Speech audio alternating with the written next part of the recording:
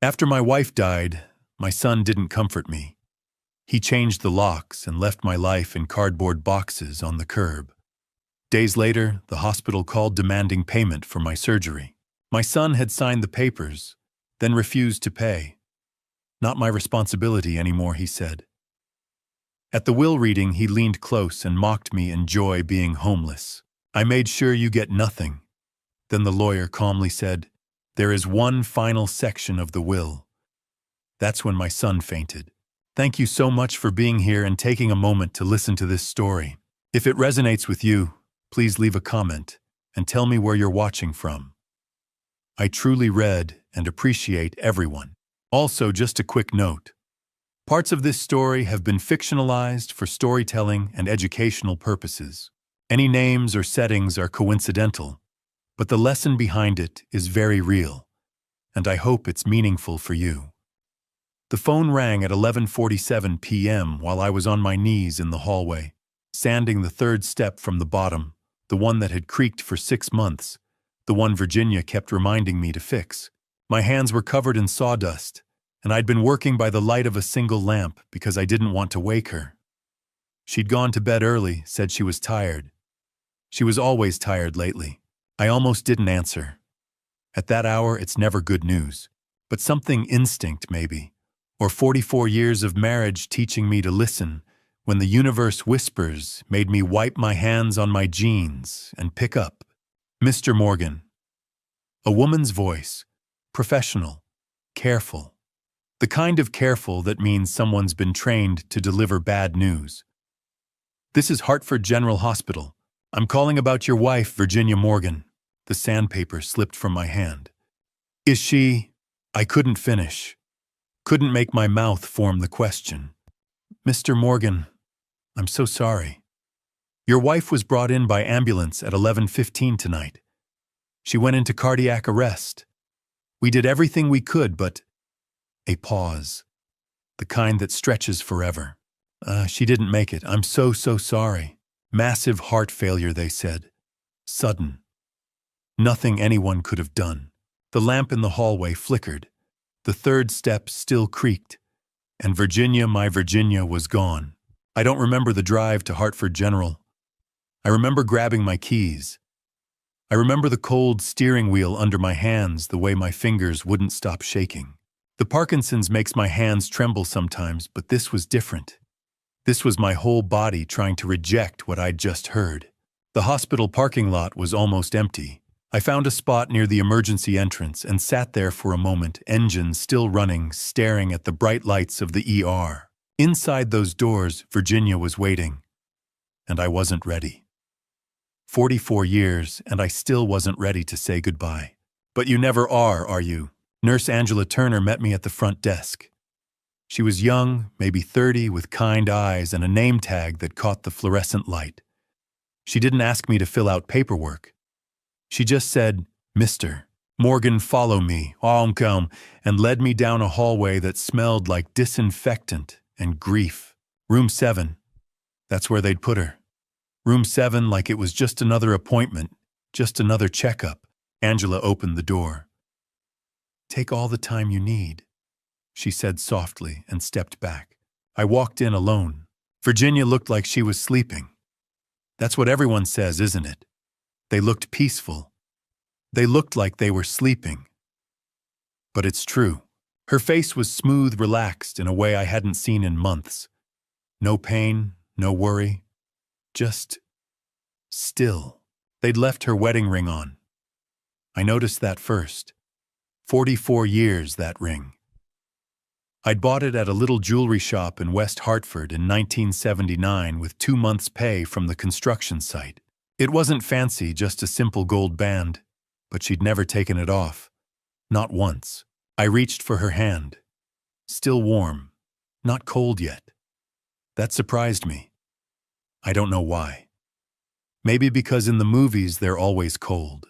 But Virginia's hand was warm, and for a second, just a second, I let myself believe this was all a mistake. That she'd wake up. That we'd go home together. But she didn't wake up. I held her hand, and I cried. Not loud. Not the kind of crying you see in movies. just quiet tears that fell onto the white hospital sheet and disappeared. I told her I was sorry. Sorry I hadn't fixed that third step sooner. Sorry I hadn't noticed she was tired. Really tired, not just end-of-the-day tired. Sorry I hadn't said I love you that morning when she left for her book club. I told her I didn't know how to do this without her, and she didn't answer. Because she was gone. I don't know how long I sat there. Could have been 10 minutes. Could have been an hour. Time does strange things when your world ends.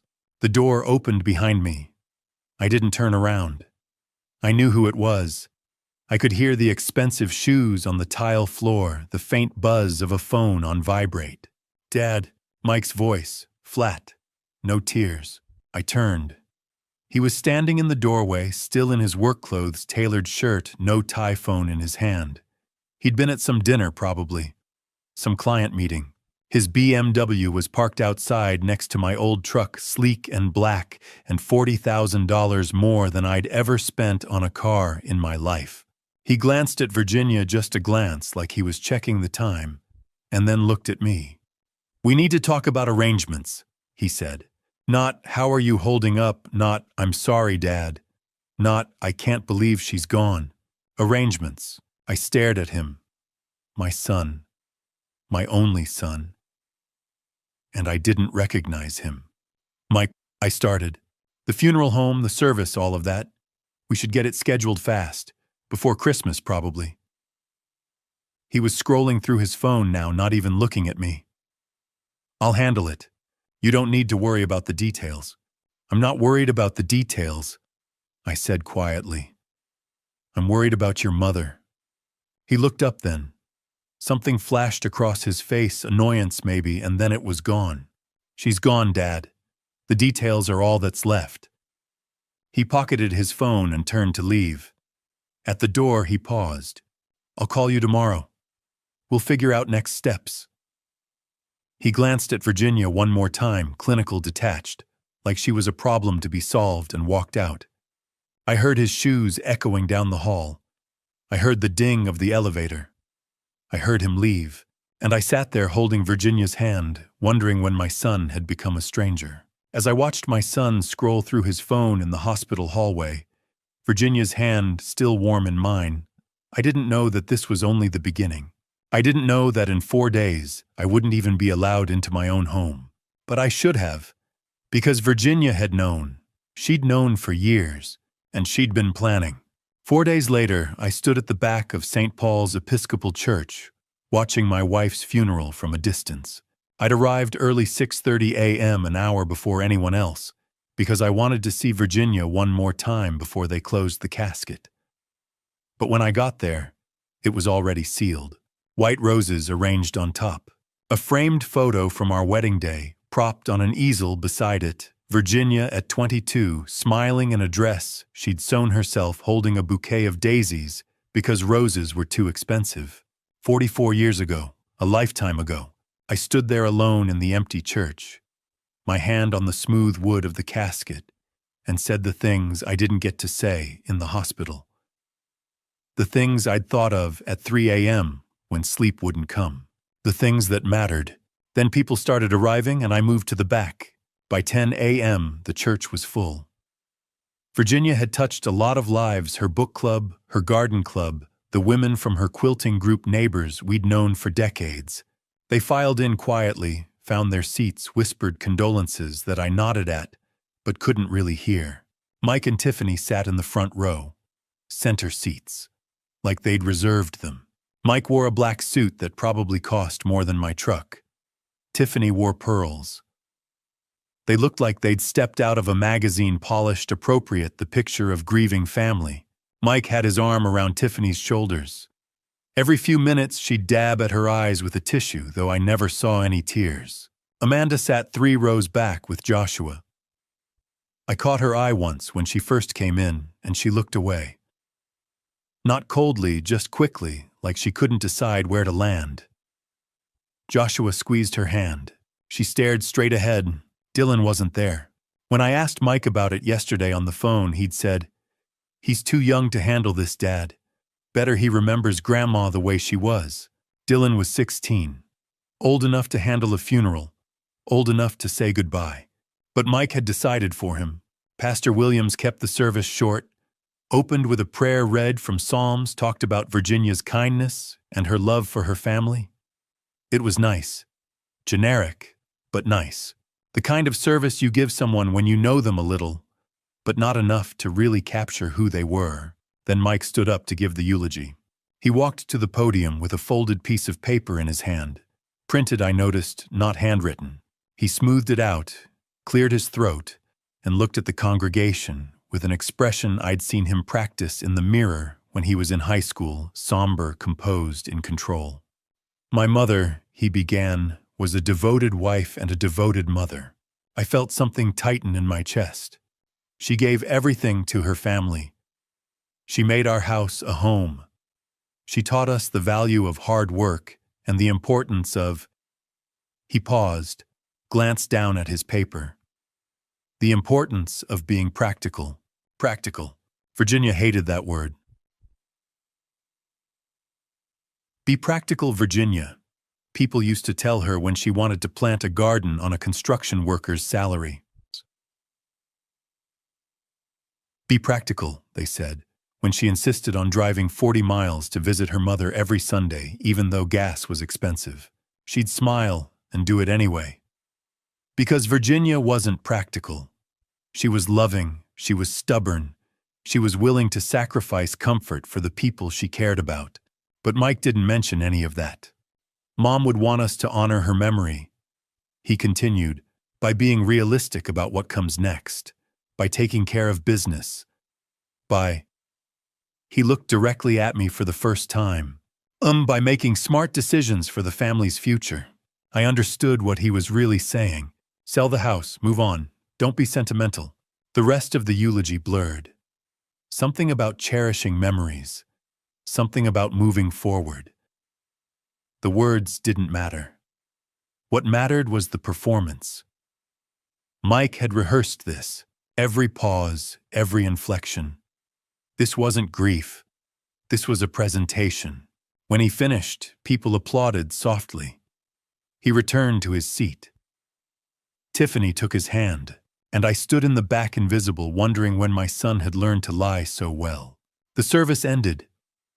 People filed out to the parking lot, murmuring about the reception at the church hall, about how lovely the flowers were, about how strong Mike was to give such a beautiful eulogy. I walked slowly, letting the crowd thin. Leonard Foster fell into step beside me, my old friend from the construction crew, the one who'd lent me tools when I couldn't afford my own, the one who'd been at our wedding 44 years ago. That was a hell of a speech, Leonard said quietly. I didn't answer. Sounded like he was selling something, Leonard added. He was. We reached the parking lot. I was headed toward my truck when I heard footsteps behind me. Dad! I turned. Mike was walking toward me, Tiffany a few steps behind, scrolling through her phone. We need to talk about the house, Mike said. No preamble. No. How are you holding up? Just business. I looked at him. At my son. At this stranger in an expensive suit. What about it? I said. It's time to sell. You can't maintain it alone, Dad. The stairs, the yard, the repairs. He gestured vaguely, like the house was already falling apart. Mom would want you to be practical. There was that word again. That's my home, I said quietly. Virginia and I bought it in. Virginia's gone. His voice was flat. Not cruel exactly, just matter of fact. Be realistic. Something in me cracked. Not broke, not yet, but cracked. I am being realistic, I said. That house is where we raised you. Where we— Dad. Mike's tone sharpened. I'm trying to help you. The house is too big. You're getting older. You have Parkinson's. You need to downsize. I can help you find a place. I don't need your help. Mike's jaw tightened. For a second, I saw something flicker in his eyes. Anger, maybe, or frustration, and then it was gone. Fine, he said. We'll talk about this later, when you're thinking clearly.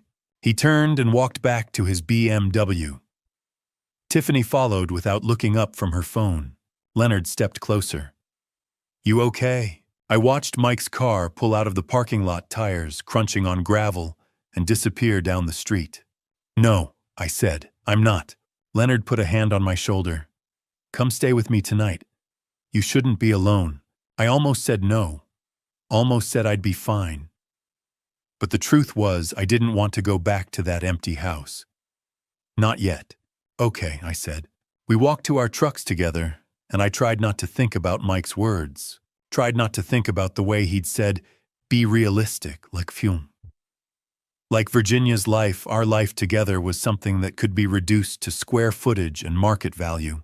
But I couldn't stop thinking about it. As I watched Mike's BMW pull out of the church parking lot, I thought that was the worst conversation we'd ever have. I was wrong. The next morning, I discovered I no longer had a key to my own front door. The morning after Virginia's funeral, I woke up at 6:30 a.m. on Leonard's couch. Same time I'd woken up for 40 years, body clock refusing to adjust, even when everything else had changed. Leonard was still asleep. I could hear him snoring softly from his bedroom down the hall. I made coffee in his kitchen, moving quietly, trying not to wake him. The house smelled like old wood and Murphy's oil soap, the way Virginia's house used to smell before she switched to that lavender stuff from the farmer's market. I stood at the window with my mug watching the sun come up over West Hartford and made a decision. I needed to go home, not to stay. Leonard had offered his spare room, and I'd probably take him up on it, but to get my things. Clothes, tools. The photo albums Virginia kept in the hall closet. My grandfather's watch. The stuff that mattered. I left a note for Leonard on the counter, gone to the house. Back by lunch. Then I got in my truck and drove to 523 Maple Drive. The neighborhood looked the same. Mrs. Helen Armstrong was out watering her roses even though it was December and the roses were dormant. She waved. I waved back. 2 houses down, the Kowalski's dog barked from behind their fence, same as he'd done every morning for 8 years. Everything looked normal. I pulled into the driveway behind Mike's truck, surprised to see it there this early, but not alarmed. Maybe he'd stayed overnight to start sorting through Virginia's things. Maybe he wanted to talk. Really talk, without Tiffany scrolling through her phone in the background. Maybe I was still hoping my son would show up. I walked up the front steps, the ones I'd built in 1987, the ones I'd repaired a dozen times since, and pulled out my key. Slid it into the lock. It didn't turn. I tried again. Jiggled it, pulled it out, and checked to make sure I had the right key. I did. Same key I'd used for 38 years, worn smooth on one edge from my pocket. I tried a third time. Nothing. That's when I noticed the deadbolt. New, brass, shinier than the rest of the hardware. He'd changed the locks. I stood there for a moment, key in hand, staring at that new deadbolt like it was something from another planet. My brain couldn't process it. This was my house, my door, my lock, except it wasn't anymore. I knocked, footsteps inside. Heavy, slow. Then the door opened, and Mike stood there in sweatpants and a t-shirt, coffee mug in hand, looking at me like I was a door-to-door salesman. "What are you doing here?" he said. I blinked. "What am I?" "This is my house, Mike." "No," he said flatly. "It's not." I looked past him into the hallway. I could see the living room beyond Virginia's reading chair by the window. The bookshelf I'd built her for Christmas 10 years ago. The painting we'd bought at a yard sale in 1992 because Virginia said it looked like the house she grew up in. All of it still there. All of it mine. "Mike, what's going on?" I said. He took a sip of his coffee. "Didn't invite me in." "You don't live here anymore, Dad. I'm selling the house." The words didn't make sense. Couldn't make sense. "This is my house." I said again, slower this time, like maybe he hadn't heard me. "Virginia and I bought it in 1985. We checked the deed." Mike's voice was calm. Too calm. "Mom's name only. She transferred it 3 years ago." I stared at him. "What? 2021. She put the house in her name. Sole ownership. He shrugged. Which means it's part of her estate. Which means I inherit it. Which means... He gestured vaguely at me. You don't live here anymore. My mouth opened, closed. No words came out. Virginia had transferred the deed. Without telling me. That's not... I started. She wouldn't... She did. Mike reached into his back pocket and pulled out an envelope. Held it out to me. Here. $500. Should cover a motel for a couple weeks while you figure things out. I looked at the envelope. At the cash inside. At my son offering me money to leave my own home. I'm not taking your money, I said quietly. Mike shrugged again. Suit yourself. He started to close the door. Mike, wait. Oh, Dad. He stopped door half closed and looked at me with something close to pity. You're trespassing. Legally. I could call the cops, but I'm trying to be nice here.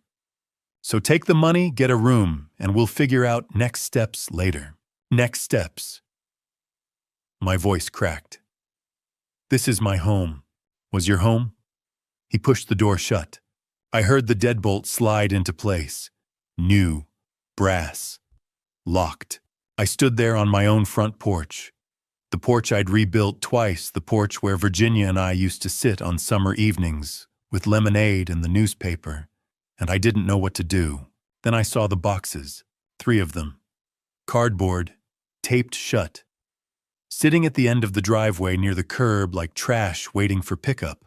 I walked over, opened the first one, my clothes. Jeans, flannel shirts, work boots. Thrown in without folding like someone had just grabbed armfuls from the closet and dumped them. Second box, tools. My hammer, my level, the electric sander Virginia bought me for my 60th birthday. The box was heavy, carelessly packed. I could hear things shifting inside. Third box, photos. Albums, loose pictures, frames. And on top, the wedding photo, the one that used to hang in the hallway. Virginia in that dress she'd sewn me in my only suit, both of us grinning like we'd won the lottery. It was in a black trash bag frame, cracked glass broken. He'd thrown it away. I pulled it out carefully, shook off the broken glass. Virginia's face smiled up at me, young and hopeful and so damn happy. Mr. Morgan. I turned. Mrs. Helen Armstrong was standing at the edge of her yard garden hose, still in hand, staring at me and the boxes. And what's going on, she said. I didn't know how to answer. Didn't know how to explain that my son had just locked me out of my own house the morning after burying my wife. My voice caught. I'm just getting some things. Mrs. Helen's eyes moved from me to the boxes to Mike's truck in the driveway. Her mouth tightened into a thin line. This isn't right, she said. No, I agreed. It's not. She pulled out her phone. I'm taking a picture. For the record, I didn't stop her. I loaded the 3 boxes into the bed of my truck. Didn't look at the house. Didn't look at the windows to see if Mike was watching. Just loaded the boxes, climbed into the cab, and started the engine. As I drove away from 523 Maple Drive, for what I thought might be the last time I didn't look in the rearview mirror. I couldn't, but I kept that wedding photo on the passenger seat, the one Mike had thrown away like garbage. And I made a promise to Virginia I wouldn't let him win. I'd been sleeping on Leonard Foster's couch for 3 nights now. 3 nights of staring at his ceiling, listening to the clock on the mantel tick, wondering how I'd gotten here. Every morning I woke up and forgot where I was. Forgot Virginia was gone. Forgot Mike had locked me out. For about 5 seconds, everything was normal. Then reality came back heavy as concrete. Leonard never asked how long I'd stay. Just made coffee in the mornings, extra strong the way I liked it, and left the newspaper folded on the table. You're staying as long as you need to. He'd said that first night when I showed up with 3 cardboard boxes. I got a spare room upstairs. But I couldn't take his spare room. The couch was temporary. The couch meant I was still figuring things out. Leonard and I went back 40 years. We'd met in 1984 on a construction site in downtown Hartford, both of us young, both trying to make something of ourselves. He'd worked nights as a firefighter, days doing carpentry. I'd lent him my truck when his broke down. He'd lent me tools I couldn't afford. His wife Ellen died 5 years ago. Cancer. I'd driven him to the hospital every day for 2 months during her chemo. You don't forget friendships like that. So when I'd shown up at his door with everything I owned in 3 boxes, Leonard hadn't asked questions. He'd just opened the door wider and said, "Come on in." On Saturday morning, December 14th, I finally opened the boxes. I'd been avoiding them. Didn't want to see my life reduced to cardboard. But Leonard had gone to the hardware store, and the house was too quiet, and I needed something to do with my hands. First box: tools. My hammer, 40 years old, handle worn smooth. My tape measure, my level.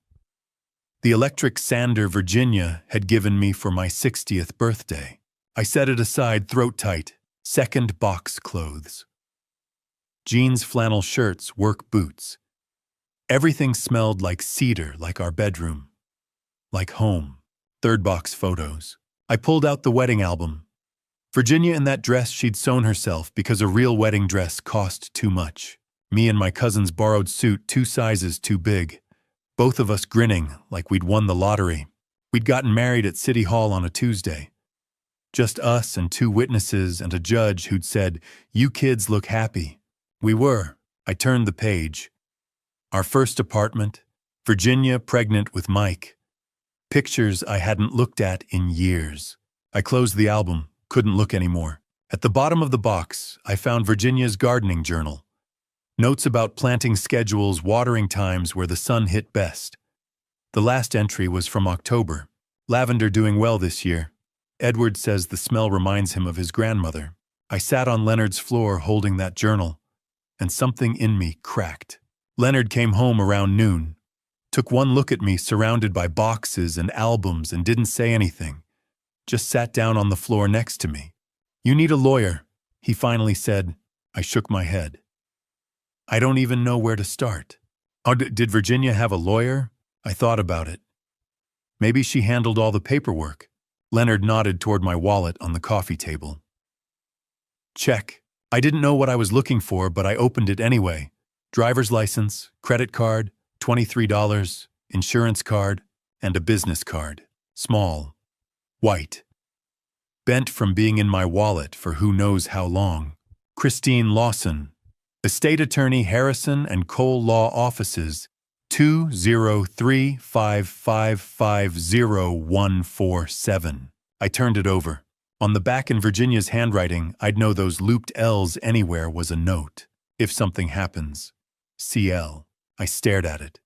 Read it again. Turned it back over. "What's that?" Leonard asked. "A business card," I said slowly. "For a lawyer." Virginia must have put it in my wallet. Leonard leaned over, looked at the note. "If something happens." Happens to what? I don't know. But even as I said it, something shifted in my chest. Virginia had put this card in my wallet. Had written that note. Had wanted me to find it. If something happens. Something had happened. "Call her," Leonard said. "Monday morning." I looked at the card again. At Virginia's handwriting. At the phone number I'd never noticed before. "Okay," I said. "Monday." That Sunday night. December 16th, I sat at Leonard's kitchen table long after he'd gone to bed, turning Christine Lawson's business card over and over in my hands. Virginia's handwriting on the back. If something happens, CL. What had she known? What had she been trying to tell me? The clock on the wall ticked past midnight. The house was silent except for Leonard's soft snoring from upstairs. I set the card down, picked it up again, traced Virginia's handwriting with my thumb. She'd planned something. I didn't know what. Didn't know why she hadn't told me. But tomorrow, Monday morning, I'd find out. I owed her that much. On January 15th, 2024, 5 weeks after Virginia's death, I walked into Christine Lawson's office on the 12th floor of a glass building downtown, carrying nothing but that business card and a faint hope that someone could help me. The office was clean and modern, floor-to-ceiling windows overlooking Hartford, mahogany desk with neat stacks of files. Diplomas on the wall, Yale Law, Connecticut Bar Association. Everything about it said expensive, and I almost turned around. I couldn't afford expensive, but the receptionist had already seen me. "Mr. Morgan," I nodded. "Ms. Lawson is expecting you. Go right in." Expecting me. I hadn't called ahead, hadn't made an appointment. I'd just shown up at 9 a.m. because Leonard had pushed me out the door with coffee and a pep talk. The door to the inner office opened, and a woman in her mid-50s stepped out. Sharp gray suit, reading glasses on a chain, the kind of calm authority that comes from 30 years of practice. "Mr. Morgan," she said, extending her hand. "I'm Christine Lawson. I've been expecting you." I shook her hand, confused. "You have... Please sit." She gestured to the chairs across from her desk. "Virginia and I have been working together for 10 years. The words didn't register at first. Couldn't register. 10 years, I said slowly. Christine sat down, folded her hands on the desk, and looked at me with something close to sympathy. "Yes, since 2014. Your wife came to me after a cancer scare. It was benign, but it changed her perspective. She wanted to make sure you were protected." I stared at her. Protected from what? From Mike. Christine opened a file on her desk. Thick, organized. Tab dividers with dates going back a decade. "Your wife knew Mike had problems," she said carefully. "Financial problems, gambling problems. She discovered them in 2015 and started documenting everything." She slid a stack of papers across the desk. Receipts, bank statements, handwritten notes in Virginia's looping script. 2009, $30,000. Investment opportunity. 2015, $5,000. Emergency car repair. 2018, $12,000. Business licenses. 2021, $8,000. Medical bills. I read through them twice. Loans Virginia had given Mike over 12 years. Loans he'd never paid back. "That's over $55,000, Christine said quietly. "None of it repaid. None of it even acknowledged." My throat was dry. "I didn't know. She didn't tell you. She said if you knew you'd try to help him, and she couldn't let that happen." I looked up from the papers. Why not? Because helping Mike meant enabling Mike. And Virginia knew that if she didn't protect the estate, Mike would take everything, which is exactly what he tried to do. Christine pulled out another document. Crisp, legal, stamped. "Suitcase, power of attorney," she said. "Filed December 2023. Mike claimed you were incompetent due to Parkinson's disease and grief. He forged your signature. I felt like I'd been punched. He forged... We have proof. The signature analysis came back last week. It's not yours. Which means Mike committed fraud. Which means..." Christine leaned forward. "Your wife was playing chess while he was playing checkers." "Let me show you what Virginia built," Christine said. She pulled up a spreadsheet on her computer, turned the screen toward me. "Virginia Eleanor Morgan, estate summary. Real property.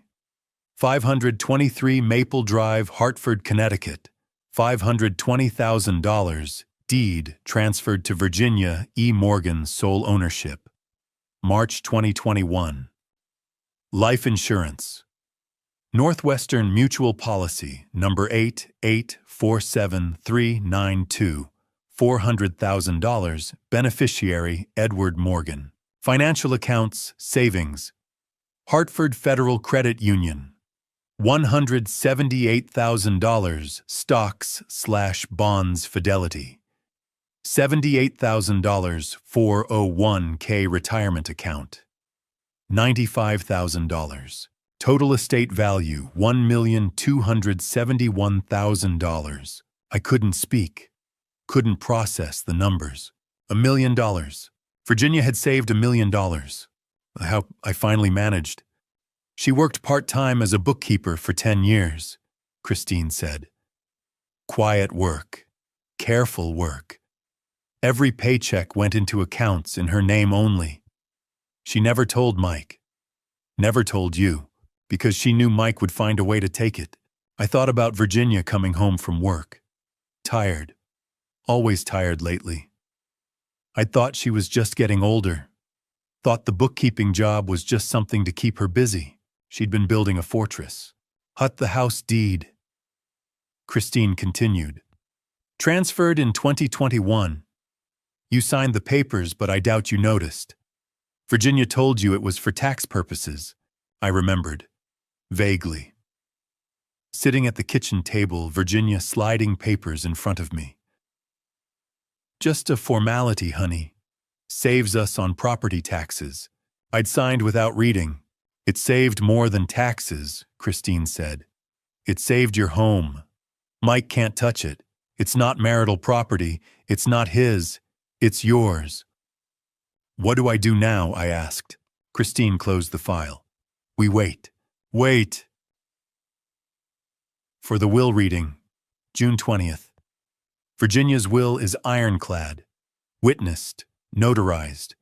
Video recorded with a forensic psychiatrist confirming her mental competency. Mike can contest it, but he'll lose. He'll try anyway. Of course he will. Christine smiled grimly. That's why Virginia set aside a $50,000 defense fund.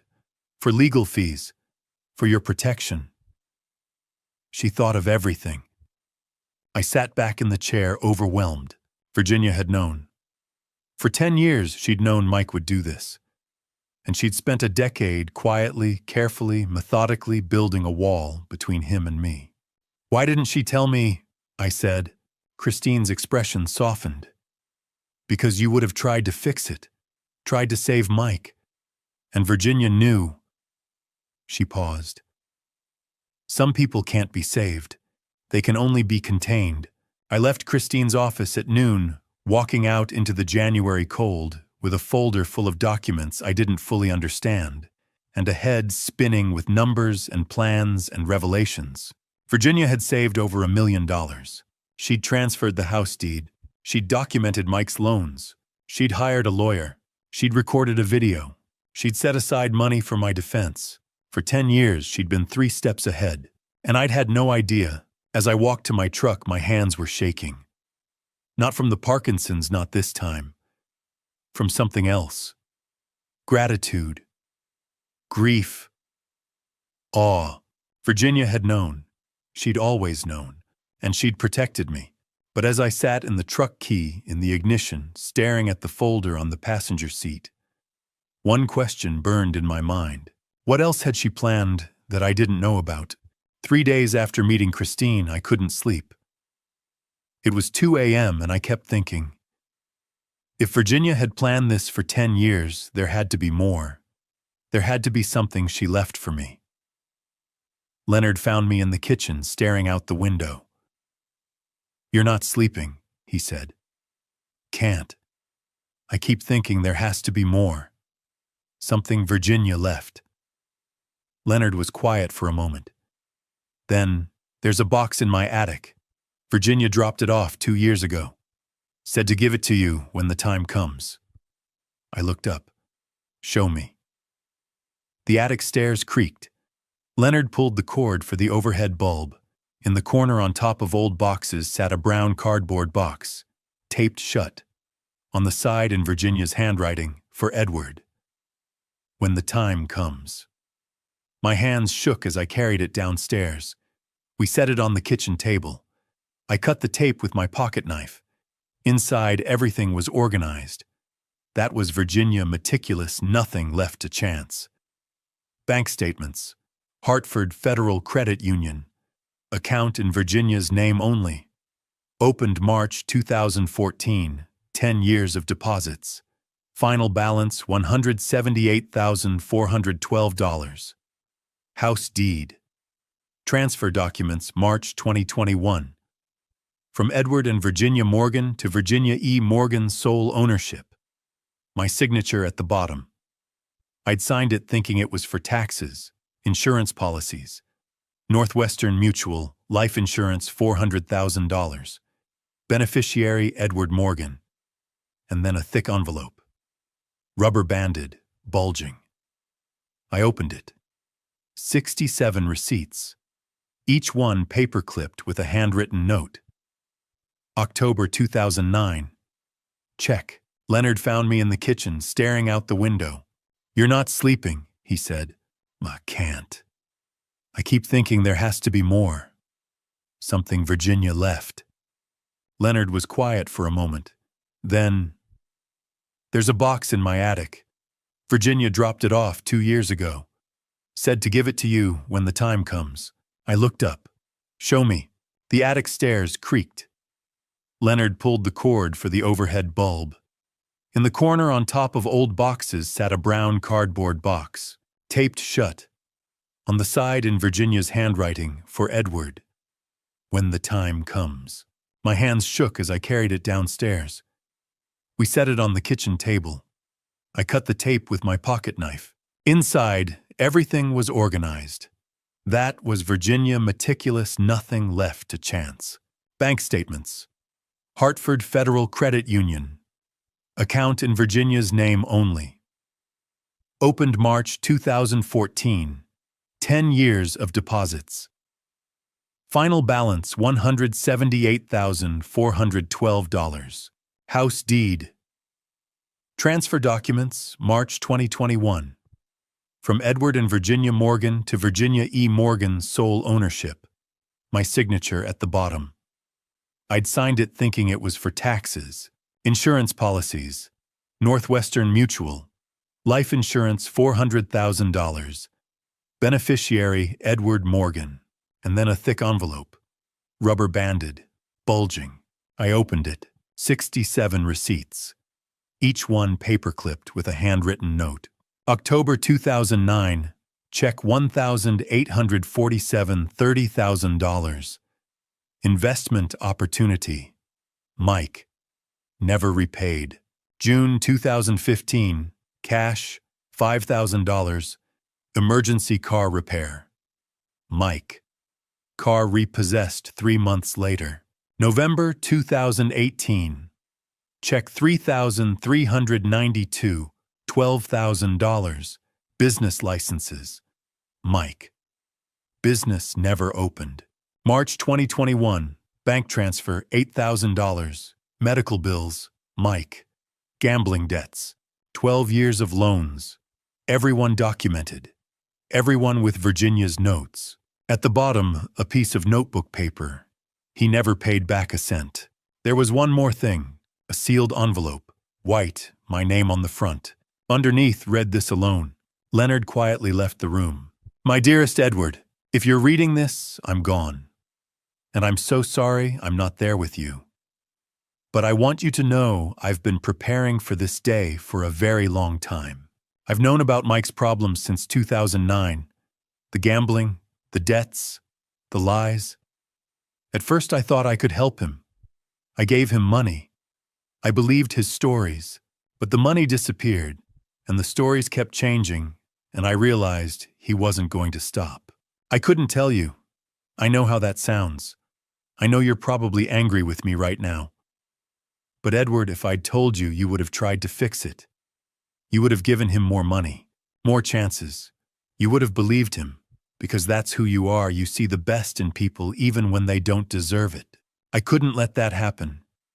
I couldn't let him destroy you the way he was destroying himself. So I kept secrets. I opened accounts you didn't know about. I transferred the house deed. I documented everything. And I hated it. I hated lying to you. I hated carrying this alone. But I had to protect you. Even if it meant you'd be angry with me later. Even if it meant you'd never understand why. I hope you can forgive me. Please trust Christine. I've been working with her for 10 years. She knows the plan. She'll guide you through it. And Edward, I know this is hard. I know you're hurting. But you're stronger than you think. You always have been. I love you. I've always loved you. From the day we got married in that courthouse with your cousin's borrowed suit, to the day I wrote this letter knowing I might not see you again. You were my home. You still are. Forever yours, Virginia. I sat at Leonard's kitchen table as dawn broke Virginia's letter in my hands, surrounded by a decade of evidence she'd quietly collected. She'd known. She'd always known. And she'd protected me even when it meant carrying the weight alone. I cried then. Not the quiet tears from the hospital. This time I sobbed for Virginia, for the secrets she'd kept, for the burden she'd carried, for the love that drove every decision. When I finally stopped, I folded Virginia's letter carefully, put it back in the envelope, set it on top of the box with the receipts and the bank statements and the proof of everything she'd done. She'd documented everything. She'd built a fortress. But one question remained. What else had she set in motion? The answer came the next morning. My phone lit up with a Facebook message from someone I never expected. Dylan Morgan. At 7:34 p.m. on January 18th, my phone buzzed with a Facebook message. I almost didn't check it. I barely used Facebook, only kept the account, because Virginia used to tag me in photos, but something made me look. The name at the top, Dylan Morgan. I stared at it. Read it again. Dylan. My grandson. The kid I hadn't seen in 5 years. For a second I thought it was spam. Some scam using his name. But then I opened it. Grandpa, I need to talk to you. I have something you need to hear. Please don't tell Dad. My heart stopped. I hadn't seen Dylan since 2019.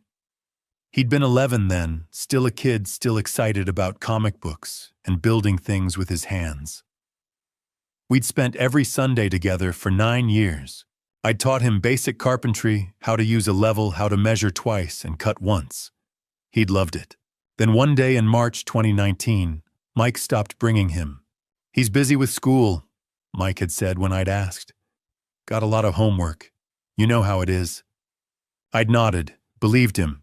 Kids get busy. But weeks turned into months. I'd call Mike's house, ask to talk to Dylan. Mike always had an excuse. He's at a friend's house. He's studying. He's asleep. Virginia had tried too. Called Mike's cell. Mike blocked her number. By 2020, I'd stopped trying. Figured Dylan had outgrown me. Teenagers do that right. Grow up, get embarrassed by their grandparents, move on.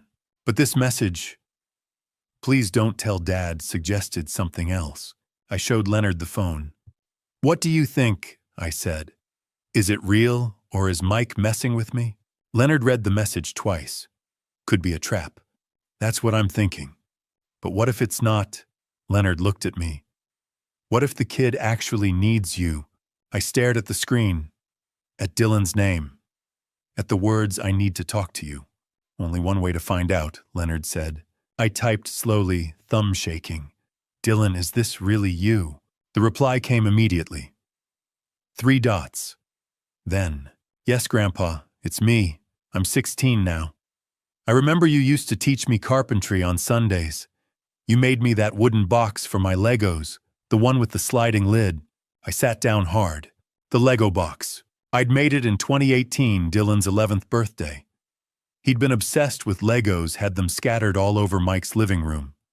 Virginia had joked that someone was going to step on one and break a toe, so I'd built him a box. Pine wood sanded smooth with a sliding lid that locked with a small wooden peg. Dylan's name burned into the top with Virginia's wood-burning kit. He'd loved it, carried it everywhere for months. Mike couldn't have known about that box. He'd never paid attention to the things Dylan and I made together. This was real. Why now, I typed. Why after 5 years? The 3 dots appeared. Disappeared. Appeared again. Because Grandma Virginia told me to. She gave me this phone 2 years ago. She said when the time came, I'd know what to do. I read it 3 times. Virginia had given Dylan a phone 2 years ago. She gave you a phone. Yes. In 2022. Right after Dad said I couldn't visit you anymore. She met me at school one day and handed me this old smartphone. Said to keep it hidden. Said someday I'd need it to reach you. I looked at Leonard. He'd been reading over my shoulder. She knew, Leonard said quietly. 2 years before she died, she knew Mike would cut you off, and she made sure Dylan had a way to reach you. My hands were shaking again. Not from Parkinson's. From the realization that Virginia's plan went deeper than bank accounts and receipts and legal documents. She'd protected my connection to Dylan. Can we meet? Dylan's next message read, "Day after tomorrow. There's something you need to hear. Something I recorded. I can't explain over text, but it's important. Please, Grandpa, I need your help." I hesitated, looked at Leonard. "Public place," Leonard said. "Somewhere safe, just in case." I nodded, typed where. "Anywhere you want. I can get there." I thought for a moment. "Pete's Diner, Main Street, downtown Hartford. Day after tomorrow, 2 p.m. Do you know it?" "I'll find it. Come alone," I typed. "And Dylan, I know. Don't tell Dad." "I won't. He can't know about this." The way he said it, "he can't know," made my chest tighten. Dylan wasn't just keeping a secret. He was scared. After Dylan stopped replying, I sat at Leonard's kitchen table with my phone in my hands, staring at the conversation. Dylan had been 11 when I'd last seen him. A kid. Now he was 16. Almost a man. 5 years I'd missed. 5 years Mike had stolen. And Virginia had known. She'd known Mike would cut Dylan off. So she'd given my grandson a secret phone and told him to wait. "When the time comes, you'll know what to do." "What do you think he recorded?" Leonard asked. "I don't know." But even as I said it, I had a feeling, a suspicion that made my stomach turn. If Virginia had given Dylan a phone to keep hidden from Mike, and if Dylan had something recorded that he couldn't explain over text, it had to be Mike. That night, I barely slept. I lay on Leonard's couch, staring at the ceiling, thinking about Dylan, about the Lego box I'd made him 6 years ago, about the kid who used to spend every Sunday with me learning to measure and sand and build, about the phone Virginia had given him in secret, about whatever he'd recorded that he needed me to hear. Day after tomorrow, January 20th at 2 p.m., I'd meet my grandson for the first time in 5 years, and something told me that whatever Dylan had to show me would change everything. At 1:55 p.m. on January 20th, I sat in a booth at Pete's Diner, hands wrapped around a cup of coffee I couldn't drink, watching the door. The diner smelled like grease and bacon the way it had for 40 years. Pete, the actual Pete, not his son who ran it now, had served Virginia and me breakfast here the morning after our wedding in 1979. 45 years later, the booths were still red vinyl. The jukebox still played oldies, and I was still sitting here waiting for something that would change my life. At exactly 2 o'clock p.m., a teenage boy walked in. Tall, skinny in that awkward way 16-year-olds are. Dark hair, Mike's jawline, but something softer in his eyes. For a moment I saw Mike at 17, before the gambling, before the lies, when he still looked at me like I was someone worth knowing. Then Dylan saw me and waved nervously, and the moment broke. "Hi, Grandpa," Dylan said, sliding into the booth across from me. "Hi, Dylan." Silence. We stared at each other like strangers because that's what we were now. 5 years changes a kid. 11 to 16. Middle school to high school. Boy to young man. "I wasn't sure you'd come," Dylan said finally. "I wasn't sure this was real." Dylan's mouth twitched almost a smile. "Yeah, I get that." A waitress came by. Dylan ordered water. I ordered more coffee I wouldn't drink. She left. Dylan reached into his jacket and pulled out a phone. Old. Android. Cracked screen. Not the iPhone I'd seen teenagers carrying lately.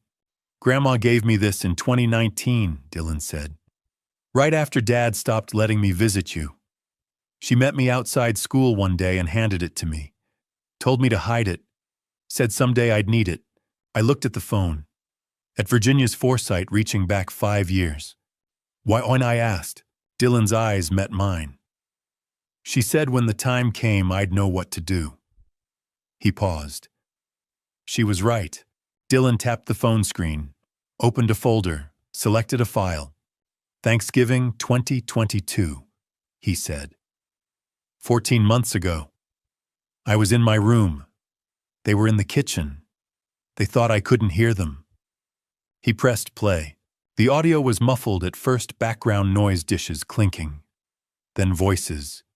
Clear, unmistakable, Mike's voice. Once the old man is gone, we'll have everything. The house, the insurance, everything. Tiffany's voice. What if he doesn't cooperate? Mike. We'll have him declared incompetent if we have to. He's already showing signs with that Parkinson's thing. Tiffany.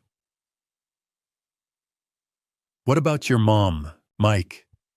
She won't be around forever. And when she goes, I'll make sure everything's in my name. Dad won't even know what hit him. Laughter. Then the recording ended. I couldn't speak. Couldn't move. The words echoed in my head. Once the old man is gone, declared incompetent. Won't even know what hit him. My son. My son had said those things. Had laughed about them. Grandpa, Dylan's voice was small. Scared. I looked up. Dylan was watching me, waiting. She knew, Dylan said quietly. Grandma knew. She recorded their conversations for 2 years. Different holidays, different nights. She gave me this phone so I'd have proof. Why didn't she tell me? My voice cracked. She said you'd try to fix it. Try to save Dad. She said Dad would hurt you if you got in his way. Dylan's hands were shaking. She was protecting you. I closed my eyes. Virginia. Always protecting me. Even when it meant lying. Even when it meant carrying the weight alone. Why are you telling me now? I asked. Because she's gone. Dylan's voice broke. And you need this. For the will reading. To prove what Dad's really like. I opened my eyes. Looked at my grandson, this brave, scared 16-year-old kid who'd kept Virginia's secret for 5 years. Yeah, you'd testify, I said, in court against your father. Yes. No hesitation. I'm done lying for him. Dylan. He's not a father, Grandpa. Dylan's eyes were wet now. Fathers don't plot against their parents. Fathers don't cut their kids off from people who love them. He's a bully. And I'm done. I reached across the table, took Dylan's hand. His fingers were cold. You're the only grandfather I have left, Dylan whispered. And you're the bravest person I know, I said. Dylan started to cry then. Quiet tears, the kind you try to hide. I squeezed his hand tighter. I miss her so much, he said. Me too, son, I said. Me too. We sat there for a while. 2 people who'd lost Virginia, who'd been manipulated and lied to and kept apart, finally finding each other again. Eventually, Dylan wiped his eyes, drank his water, looked at me. What happens now? He asked. Now, I said, we make sure Virginia's plan works. Dylan nodded. The will reading, June 20th, 5 months from now. Can you keep this secret until then? I've kept it for 5 years, Dylan said. I can keep it 5 more months. If your father finds out, he won't. I'll be careful. I looked at this kid, this young man who'd just given me the ammunition to take down his own father, and I felt something I hadn't felt in weeks. Hope. Not just for justice, for family. As Dylan and I left Pete's diner that afternoon, the recording safely in my pocket, I felt lighter than I had in months. Dylan was brave, braver than I'd ever been, and together we were going to make sure Virginia's plan succeeded. But first we had to survive what came next. On February 10th, 3 weeks after meeting Dylan, I received a phone call that proved Mike wasn't done. Not even close. I was at Leonard's kitchen table sorting through paperwork Christine had sent, estate documents, court filings, things I barely understood when my phone rang. Unknown number, Hartford area code. I almost didn't answer, but Leonard looked up from his newspaper and said, "Might be important." I picked up. "Hello? Mr. Morgan. This is Russell Adams, administrator at Hartford General Hospital. Do you have a moment?" My stomach dropped. Hospital calls were never good news. "Yes," I said. What's wrong? We have an issue with your account, sir. Your hip surgery bill, $45,000, hasn't been paid. According to our records, your son Michael Morgan signed as guarantor, but he's refused payment. The words didn't register at first. Couldn't register. He what? Russell's voice was careful, professional. The kind of careful that comes from making these calls every day. He called yesterday afternoon, said, and I'm quoting here, "He's not my responsibility anymore." Then he hung up. Not my responsibility. I set the phone down on speaker. Leonard was already standing, moving closer. Mr. Adams," I said slowly. "My wife passed away 2 months ago. My son locked me out of my house the day after her funeral. I haven't spoken to him since." Silence on the other end. Then, "I'm very sorry for your loss, Mr. Morgan, and for this situation. But the hospital still needs payment. If we don't receive it within 30 days, we'll have to turn the account over to collections." Collections. My credit ruined. Bills I couldn't pay. All because Mike had signed a piece of paper and then walked away. "I don't have $45,000, I said quietly. "I understand. We can set up a payment plan. Give me 24 hours, I said. "Let me call my attorney." Russell agreed. We hung up. I stared at the phone. Leonard sat down across from me. "What do you need?" "Christine," I said. "I need Christine." Christine Lawson answered on the second ring. "Edward, everything okay?" "No," I explained the hospital call. Mike's refusal. The $45,000 bill. Russell Adams's ultimatum. When I finished, Christine was quiet for a moment. Then, "Use the defense fund." "The what?" "The $50,000 defense fund Virginia set aside. That's exactly what it's for." I blinked. "But that's for legal fees, court costs." It's for protecting you," Christine said firmly. "From Mike. From situations exactly like this. Virginia knew he'd try something. This is something." "But," Edward, stop. "Virginia planned for this. Let her protect you." I closed my eyes. Virginia. Always 3 steps ahead. Even from the grave. "Okay," I said. "Okay. I'll wire the money to Hartford General today. Give me Russell Adams's direct line." I gave her the number.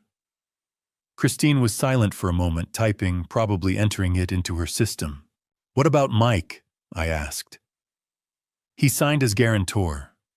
Doesn't that mean—" "It means he committed fraud," Christine said. "He agreed to pay, then refused. We'll add it to the complaint." Complaint: elder financial abuse, abandonment of medical responsibility, fraud. This isn't just civil court anymore, Edward. Mike's committed crimes. Real crimes. When we go to the will reading on June 20th, we're bringing all of this with us. June 20th, 4 months away. It felt like forever. "He thinks he's won," I said. Christine's voice went cold. "Good. Let him think that. The longer he believes it, the harder he'll fall." I thought about Mike in that hospital room, the night Virginia died, scrolling through his phone while her body was still warm. Thought about him changing the locks, throwing my wedding photo in the trash, refusing to pay my medical bills. "Is it wrong," I said slowly, "that I want to see that I want to watch him fall?" Christine was quiet for a second. Then, "No, Edward. It's human." After I hung up, I sat at Leonard's table for a long time, staring at nothing. Leonard poured me fresh coffee, sat down, didn't say anything. Finally, I looked up. 4 months. 4 months. Leonard agreed. 4 months until Mike finds out. Leonard's mouth twitched into something that wasn't quite a smile. 4 months until justice. I picked up my coffee. It was still hot. Leonard had remembered I liked it black, no sugar, the way I'd been drinking it for 50 years. "And Virginia set aside $50,000, I said, "just in case Mike did this." "She knew," Leonard said simply. She always knew. We sat there in the quiet kitchen winter sun coming through the window, and for the first time in weeks, I felt something close to peace. Mike had tried to destroy me, tried to take my home, my money, my dignity. But Virginia had built a fortress, and brick by brick that fortress was holding. 4 months until June 20th. 4 months until the will reading. 4 months until Mike's world collapsed. But neither Leonard nor I knew how much worse things would get before then. Because the next week Mike stopped playing private games. He went public. I should have known something was wrong when Mike called Monday morning and invited me to church. My son hadn't invited me anywhere in 5 years. But his voice was different, soft, pleading. "Dad, maybe we should talk. With professional help." Pastor Richards offered to mediate. Leonard watched me hang up. "You're not going. It's a church. What's he going to do?" Leonard's expression told me exactly what Mike was going to do. St. Andrew's Church sat on Farmington Avenue, a brick building with a white steeple. I arrived at 2 o'clock. The parking lot was half full. Inside the fellowship hall was arranged like an intervention. Chairs in a circle, tissues on the table. A woman in a navy suit with a clipboard. Mike and Tiffany sat on one side. Pastor Richards sat next to them looking uncomfortable. 3 church members I vaguely recognized occupied other chairs, and in the center was the woman with the clipboard, and Dad. Mike stood, smiled. "Thank you for coming. This is Dr. Nancy Hoffman. She's a specialist in addiction and cognitive impairment." The room tilted. Dr. Hoffman extended her hand. "Mr. Morgan, your son has expressed concerns about your ability to manage your affairs." I didn't shake her hand. "What is this?" "An intervention." Mike pulled papers from a folder. "I've prepared guardianship documents. Dr. Hoffman will conduct a preliminary assessment. If she determines you're unable to make sound decisions, I'm not incompetent." "Dad." Mike's voice was patient. "You're living on a friend's couch. You can't pay your hospital bills. You've made irrational accusations because you did steal from me." Tiffany spoke. "Edward, we're worried. The Parkinson's, the pain medications." "I don't take pain medications." "The pharmacy records suggest otherwise," Dr. Hoffman said. She opened her clipboard. "Mr. Morgan, could you tell me what day it is?" "No, I'm not answering your questions." Mike's smile never wavered. "See defensive, paranoid, classic cognitive decline." The door opened behind me. Christine Lawson walked into the fellowship hall carrying a briefcase and an expression that could freeze lava. She wore a charcoal suit. Her heels clicked like a countdown. "I'm Christine Lawson, Mr. Morgan's attorney. This meeting is over." Mike stood. "This is a private family matter. This is elder abuse." Christine set her briefcase on the table, opened it, pulled out 3 folders. "And I have documentation." Dr. Hoffman looked uncertain. "I'm just here to conduct an assessment on a man you've never met, based on information from his estranged son, who stands to inherit if guardianship is granted." Christine's voice was ice. "Have you reviewed Mr. Morgan's medical records?" "Well, no." "Then let me help." Christine opened the first folder. Medical records from Dr. Lisa Crawford, Mr. Morgan's primary physician of 15 years. Last exam, February 28, 2024. Diagnosis: early-stage Parkinson's, well managed. Cognitive function normal. Dr. Crawford's notes state, quote, "Patient demonstrates clear decision-making capacity." She opened the second folder. Cognitive evaluation by Dr. Patricia Chen, neuropsychologist. Last month. Mr. Morgan scored normal for his age. No dementia or impaired judgment. Mike's face was red. "Those are undocumented medical facts." Christine opened the third folder. Bank statements for 6 months. He's managed finances independently. Paid bills on time. No erratic decisions. The only financial abuse here is the hospital bill your son refused to pay, leaving his father to cover $45,000 out of pocket. The room was silent. Christine turned to Dr. Hoffman. Did Mike Morgan disclose he forged a power of attorney 3 months ago? That he changed his father's locks the day after his mother's funeral? That his mother specifically excluded him from inheriting because she knew he would do this? Dr. Hoffman closed her clipboard. I think there's been a misunderstanding. I think you've been used in an estate dispute. If you proceed, I'll file a complaint with the Connecticut Medical Board for conducting an evaluation under false pretenses. Dr. Hoffman stood. I'm not comfortable continuing. She looked at Mike. This isn't what you described. She walked out. Mrs. Helen Armstrong spoke from the back row. I hadn't noticed her. My neighbor who'd witnessed Mike throwing my belongings into boxes, who'd photographed my wedding portrait in the trash, stood and walked to the center. I've known the Morgans 32 years, she said. Her voice shook but carried. I watched Edward raise his children. I watched Virginia battle cancer. And I'm telling you, Mike Morgan is lying. She showed her phone to Pastor Richards. This photo is from December 13th. Edward's belongings on the lawn. His son changing the locks. This is not dementia. This is robbery. 3 other church members stood. Mr. and Mrs. Patterson from Maple Drive. Sarah Chen, whose father Virginia had helped.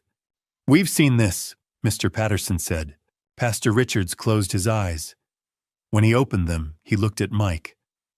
I agreed to mediate a family conversation, not participate in elder abuse. This meeting is over. Mike's chair scraped back. You'll regret this, Christine smiled. I already do, but not for the reasons you think. Mike grabbed Tiffany's arm. They left. Mrs. Armstrong hugged me after they'd gone. The Pattersons shook my hand. Sarah Chen promised to testify if needed. Pastor Richards apologized, said he'd been deceived. Christine packed her briefcase. He's desperate. That means he's dangerous. What do I do? That you wait. The will reading is June 20th. That's when this ends. Until then, you document everything. You stay safe. And you trust Virginia's plan. She paused at the door. This was rehearsal, Edward. June 20th is the real performance. I walked out into the March afternoon. For the first time since Virginia died, I felt something other than grief. I felt hope. 3 days later, there was a knock on Leonard's door. I opened it. Amanda stood on the porch, her eyes red from crying. She whispered. We need to talk about Mike. When Amanda knocked on Leonard's door on March 8th, 3 days after the intervention, her eyes were red and her hands shook. Dad, she said, I need to know the truth.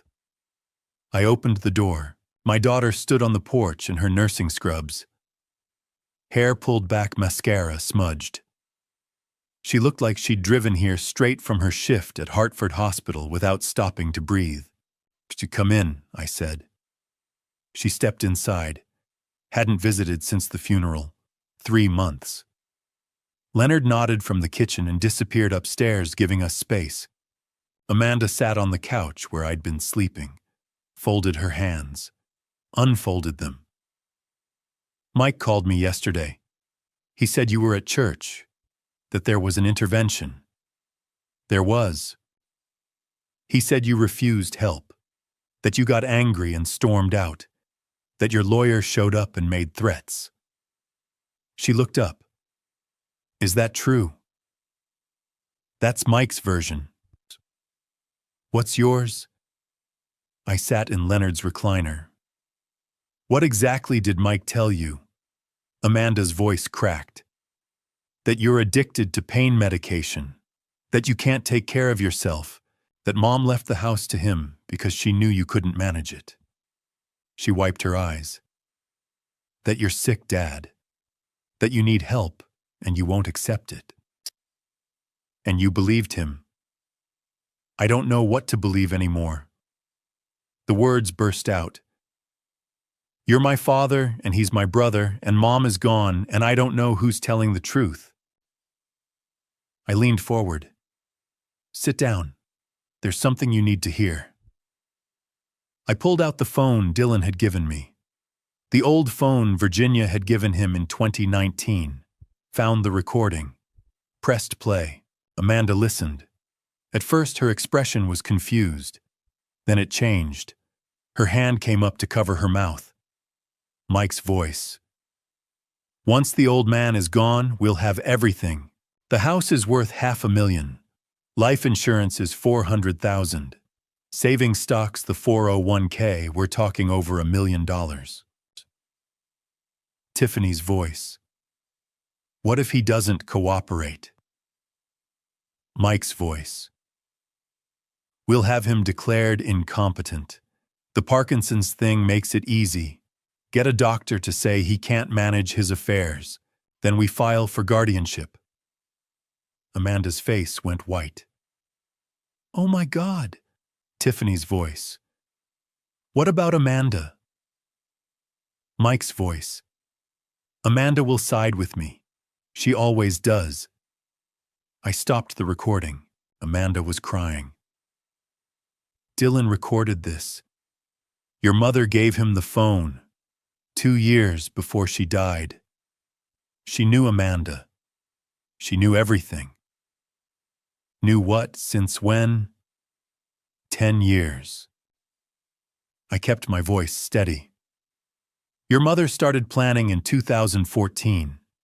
She knew about Mike's gambling debts. She knew about the money he borrowed and never paid back. She knew he'd come after me when she was gone. So she protected me. Changed the house deed to her name in 2021. Updated her will. Set up a defense fund. Left evidence. Left instructions. I paused. She even left a video message explaining everything. We'll see it at the will reading on June 20th. Amanda's shoulders shook. I didn't know. I swear I didn't know. I know, sweetheart. She looked up. Her eyes were devastated. He told me he needed $25,000 for funeral expenses. I gave it to him. I withdrew it from my retirement account. I thought it was for Mom.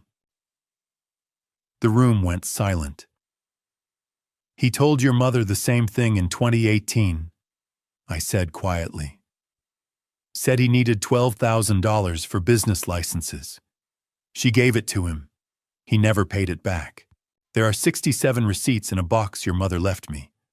Loans going back to 2009. Over $55,000. He never repaid a cent. Amanda buried her face in her hands. He lied to all of us. Yes. For years. Yes.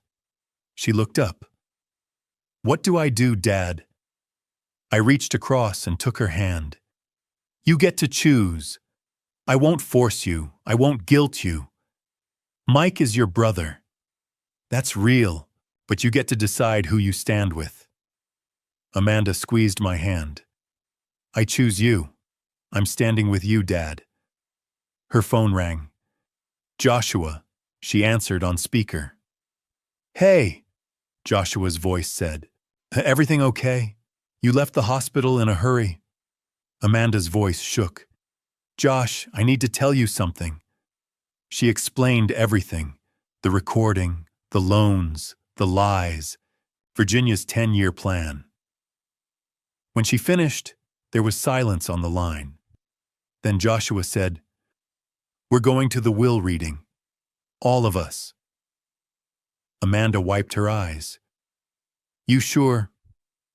I'm sure. Your dad's family. That's all I need to know. Amanda smiled through tears. Thank you. We'll bring Isabella and Noah too, Joshua said. They should see their grandfather. It's been too long. After she hung up, Amanda stood, hugged me. We'll be there June 20th, all 4 of us, and Dad.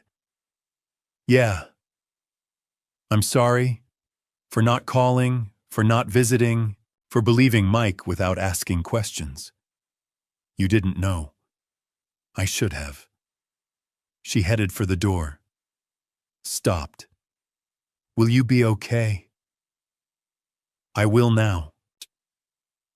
She left, promising to bring the grandkids next weekend. After Amanda drove away that night, I felt something shift. I wasn't alone anymore.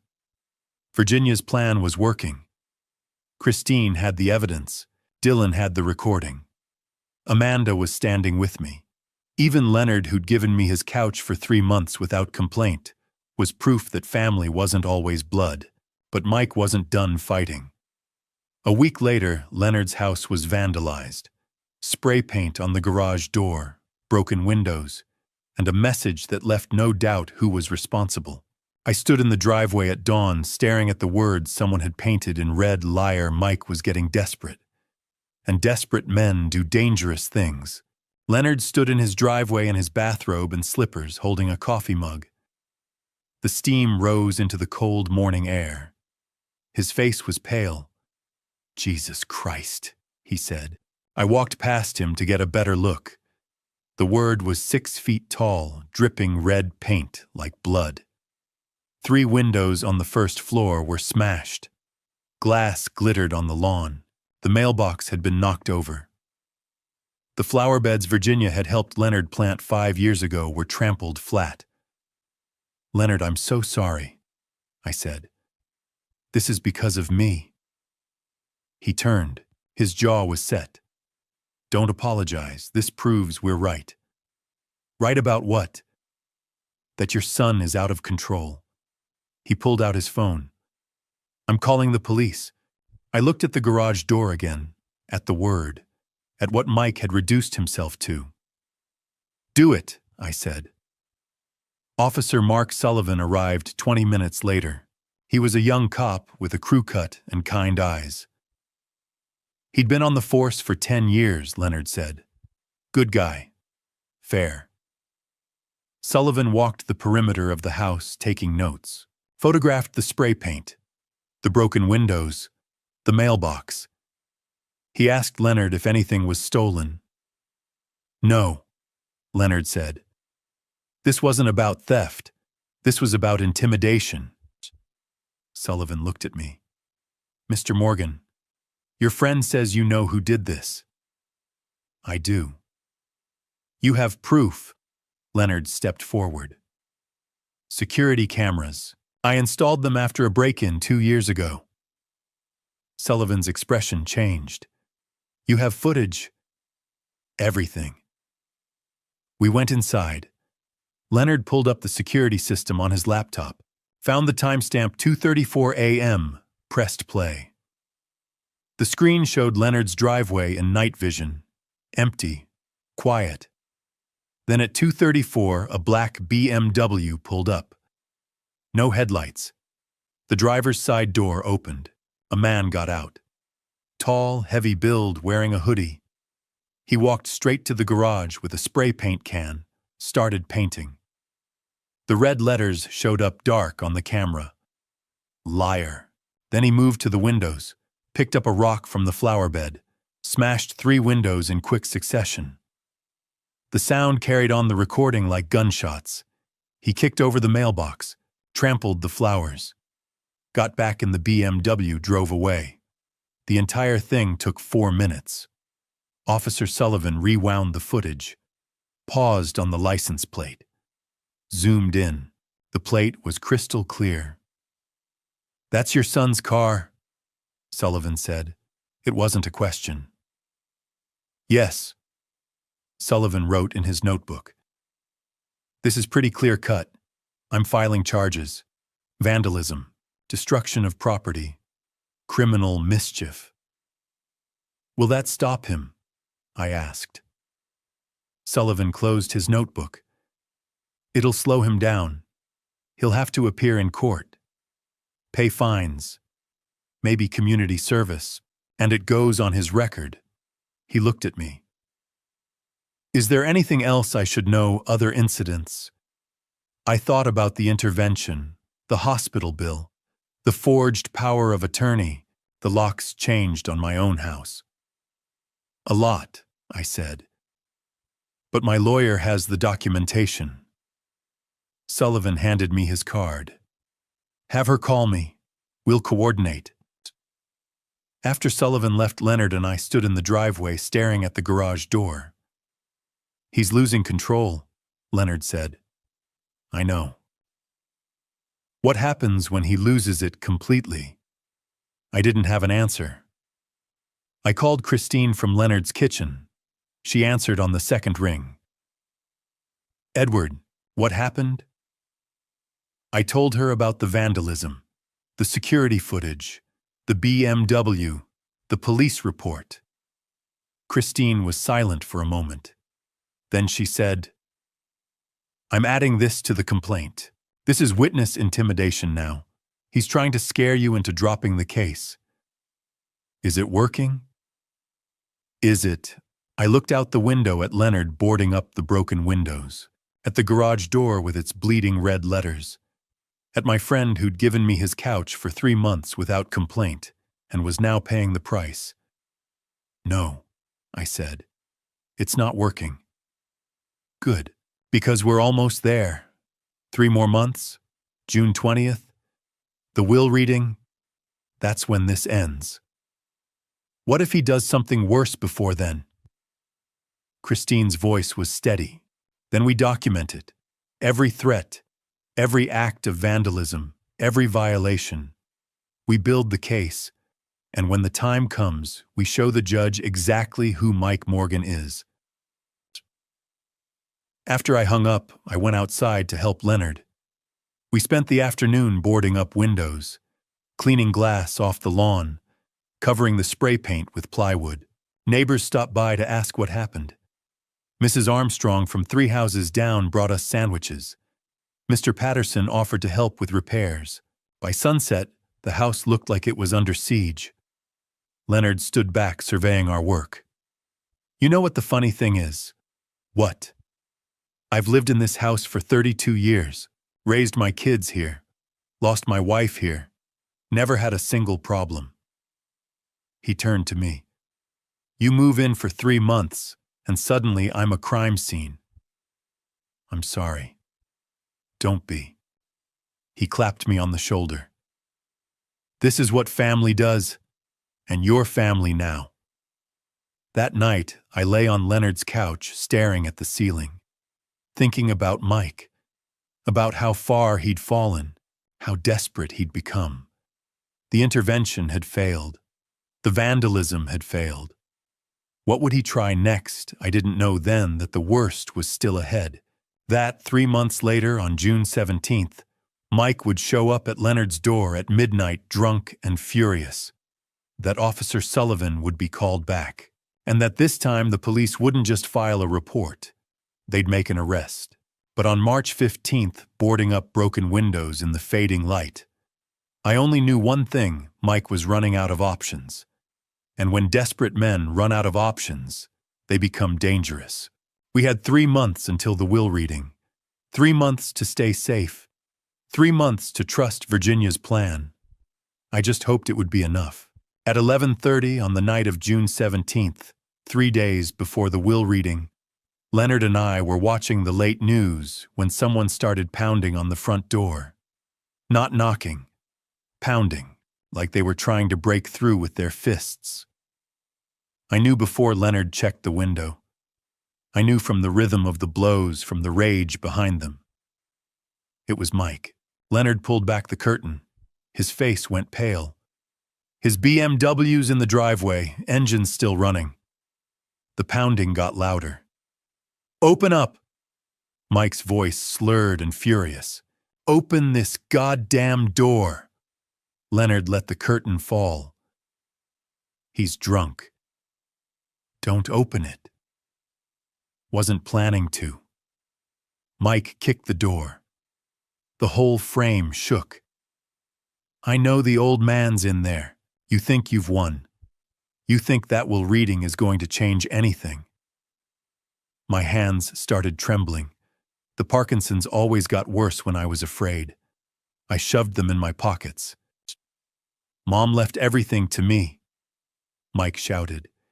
You hear me? Everything. You're going to die alone and broke, and no one's going to remember you. Leonard moved to the phone. I caught his arm. Wait. For what? I want to hear what he says. All of it. Leonard hesitated, then nodded. But he kept his hand on the phone. Mike was still shouting.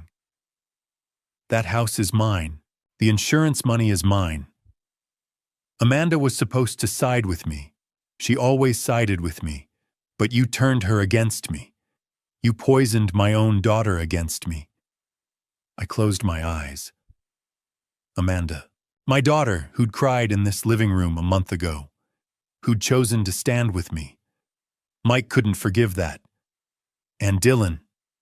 Mike's voice cracked. My own son, recording me like some kind of spy. He's a traitor, just like you. Something in his voice made my chest tighten. Not anger, grief. Mike had lost his family and he knew it. The intervention had failed. The vandalism had failed. Amanda had chosen me. Dylan had chosen truth. And in 3 days at the will reading, Mike would lose everything else. He kicked the door again. Harder this time. I heard wood splinter. Leonard picked up the phone. I'm calling 911. Do it. Leonard dialed. Spoke quietly to the dispatcher. There's a drunk man threatening the homeowner. Yes, he's outside now. 847 Hillside Avenue, West Hartford. Please hurry. Mike must have heard Leonard's voice through the door because he kicked it again. You hiding behind that old man, Dad can't face your own son. You're not my son, I said quietly, too quietly for him to hear through the door. But Leonard heard. He squeezed my shoulder. The police are coming, Leonard called through the door. You need to leave, Mike. Mike laughed. It was an ugly sound. Police for what? Visiting my father. That's not a crime. Drunk and disorderly is. I'm not drunk. You can barely stand up. There was a long silence. Then Mike spoke again, and this time his voice was different, softer, almost pleading. I just want to talk to him, that's all. Just let me talk to my dad. My chest hurt. Leonard looked at me. I shook my head. Not tonight, Mike, Leonard said. Please. Mike's voice broke. Please, I need to talk to him. I need to explain. Explain what? I moved to the door, didn't open it, just stood there with 3 inches of wood between us. Explain how you forged my wife's signature. Explain how you changed the locks on my house the day after she died. Explain how you tried to have me declared incompetent so you could steal everything. Silence. Then Mike's voice came back hard again. Cold. That will reading won't change anything. You're still going to lose. We'll see. You're going to regret this. I already do, but not for the reasons you think. Sirens cut through the night, getting closer. Mike swore. I heard his footsteps on the porch. Running, the BMW door slammed, but before he could drive away, blue and red lights flooded the driveway. Officer Mark Sullivan's voice amplified through the cruiser's speaker. Mike Morgan, step out of the vehicle. Leonard and I watched through the window. Mike got out slowly, stumbled, caught himself on the car door. Officer Sullivan approached with his hand on his belt. You been drinking tonight, Mike? Just a couple beers. How many is a couple? I don't know. 4, 5. And you drove here? It's not far. Sullivan pulled out his handcuffs. Turn around. Hands on the vehicle. What, why? You're drunk in public. You're threatening a resident. And according to my records, this is the 3rd time we've been called to this address because of you. Sullivan's voice was flat. professional. Turn around. Mike turned. Sullivan cuffed him, read him his rights, walked him to the patrol car. As Sullivan opened the back door, Mike looked at Leonard's house, at the boarded-up windows from the vandalism, at the window where I was standing. Our eyes met through the glass. For a moment I saw my son. Not the man who'd forged documents and changed locks and tried to steal his mother's estate. Just my son, 42 years old, drunk, desperate, broken. Then Sullivan put a hand on Mike's head and guided him into the cruiser. After the patrol car left, Sullivan came to the door. Leonard let him in. "Mr. Morgan," Sullivan said, "this is the third incident. Vandalism in March. Now this. I'm going to recommend a restraining order." "Will it help?" Sullivan's expression was grim. "It means if he comes near you again, he goes to jail." "No warnings." He paused. "The will reading is in 3 days. June 20th, 2 o'clock. I'll make sure there's an officer present, just in case." After Sullivan left, Leonard and I sat in the living room. The late news was still playing, but neither of us watched. 3 days, Leonard said. 3 days. I looked at the wedding photo on Leonard's mantle, the one I'd saved from the trash. Virginia and me 45 years ago, standing outside St. Paul's Episcopal Church. We were so young, so sure the world would be fair if we just worked hard and loved each other and raised our kids right. We'd been wrong about the world, but not about each other. She knew this would happen, I said. Virginia. She knew Mike would do exactly this. 10 years ago she knew. She was a smart woman. She was playing chess while he was playing checkers. I smiled. That's what Christine said. Leonard stood.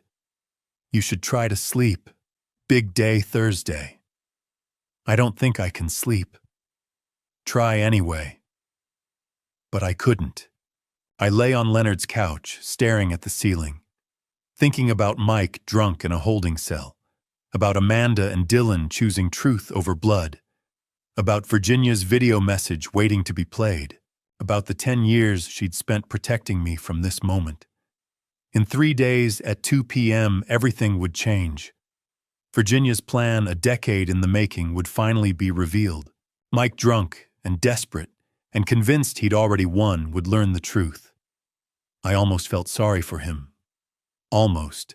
At exactly 2 o'clock on the afternoon of June 20th, 2024, I walked into Christine Lawson's conference room for the reading of Virginia's will.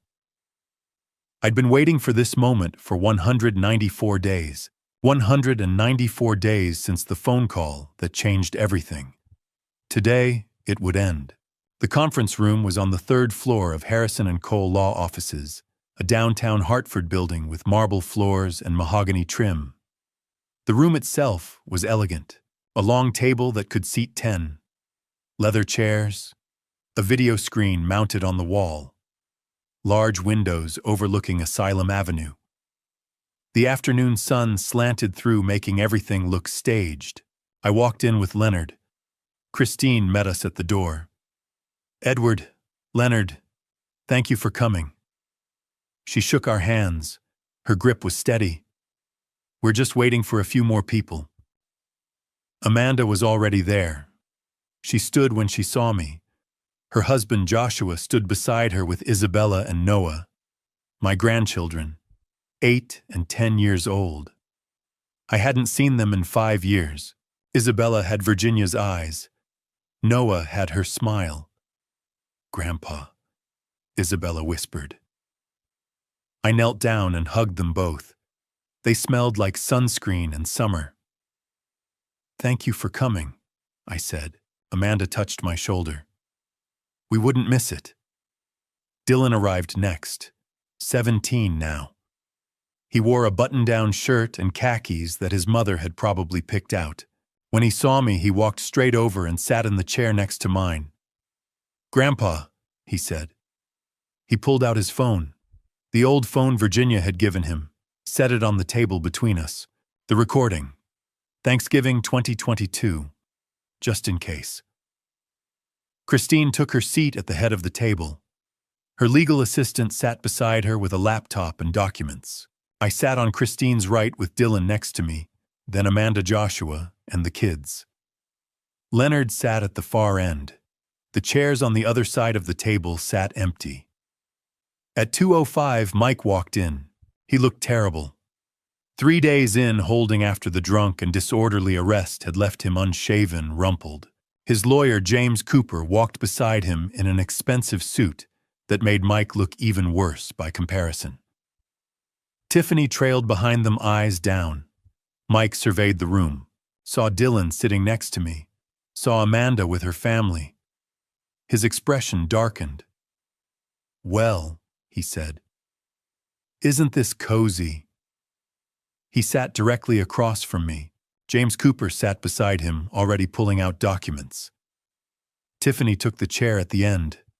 Mike leaned back, smiled at me. "Enjoy your last day in the spotlight, Dad." I didn't respond. Christine cleared her throat. "Thank you all for being here. We're gathered for the reading of the last will and testament of Virginia Eleanor Morgan, executed on March 15th, 2022. She opened a leather folder. The will.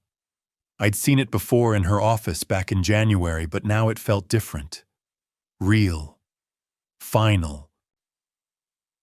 "Before we begin," Christine continued, "I want to clarify that Mrs. Morgan was of sound mind and full testamentary capacity when this will was executed. We have documentation from Dr. Emily Williams, a forensic psychiatrist, confirming this. Mrs. Morgan was evaluated 3 times between 2021 and 2022. All evaluations confirmed her mental competence." Mike waved his hand dismissively. Of course she was competent. She knew exactly what she was doing. Christine's eyes flicked to him. "Good. Then you'll have no grounds to contest." Mike's smile faltered, just for a second. Then it came back, but harder now. More forced. James Cooper leaned forward. "Ms. Lawson, my client is simply eager to proceed. If we could move forward with the distributions." "We will," Christine said. But Mrs. Morgan left very specific instructions about how this reading should proceed, and I'm bound by the terms of the will to follow them exactly. She nodded to her assistant, who stood and moved to the video screen. "Mrs. Morgan recorded a video message," Christine said. She wanted it played before any distributions are read." The room went still. Mike's legs started bouncing under the table. "A video? That's ridiculous. Just read the damn will." "The video is part of the will," Christine said calmly. "If we don't play it, the entire will becomes invalid and the estate goes to probate. Connecticut law allows testators to include video testimony as part of their last wishes, provided certain conditions are met. Mrs. Morgan met all those conditions." James Cooper frowned. "How long is this video?" 32 minutes. 32, Mike started. "It was recorded on March 12th, 2022. Christine continued, "In this conference room, 9 months before Mrs. Morgan's death. She was evaluated by Dr. Williams immediately before and after the recording. I was present. So was a notary. Everything was done according to Connecticut estate law." She looked around the table, at all of us. "Mrs. Morgan knew some of you might object to watching this. She anticipated that. So she included a clause in the will stating that anyone who refuses to watch the video in full forfeits their inheritance. The entire inheritance goes to charity." Mike's face went red. "You can't do that." "I didn't do it. Your mother did." Christine's voice was ice. So I'll ask once, does anyone object to watching this video? Silence. James Cooper whispered something to Mike. Mike shook his head, jaw clenched. No objections, Cooper said. Good. Christine nodded to her assistant. The lights dimmed. The video screen flickered on. For a moment there was nothing but static. Then the image cleared. Virginia appeared. She was sitting at this same table, same leather chairs, same windows behind her. She wore a blue cardigan I recognized. Her hair was shorter than I remembered. She'd lost weight. But her eyes were clear and bright and alive. Amanda made a small sound. Isabella buried her face in her mother's shoulder. Noah stared at the screen, mouth open. Dylan's hand was clenched into a fist on the table. Mike had gone pale. Virginia looked directly at the camera. Directly at us. She folded her hands on the table and took a breath. Then she spoke. "Hello, everyone," she said. Her voice filled the room. Warm. Real, like she was sitting right here. "If you're watching this, I'm gone. And I have a few things I need to say." The room went silent. Even Mike stopped moving. Even James Cooper stopped shuffling papers. We all just stared at the screen, at Virginia, at my wife speaking to us from 9 months before her death, telling us she had things to say. And I realized, sitting in that conference room with the sun slanting through the windows and my wife's face filling the screen, that this was the moment everything had been building toward. This was what Virginia had planned for 10 years. This was her final move. And Mike, sitting across from me with his lawyer and his forged documents and his absolute certainty that he'd won, had no idea what was coming. None of us did. Virginia's voice filled the conference room, and for a moment, it felt like she'd never left. "Edward, my love," she said, looking directly into the camera. "If you're watching this, I'm so sorry I'm not there with you. But I want you to know I've been preparing for this day for a very long time." My throat tightened. Beside me, Dylan sat perfectly still. Virginia folded her hands on the table. "I need to start at the beginning. In 2014, I had a cancer scare. For 3 weeks, I thought I was dying.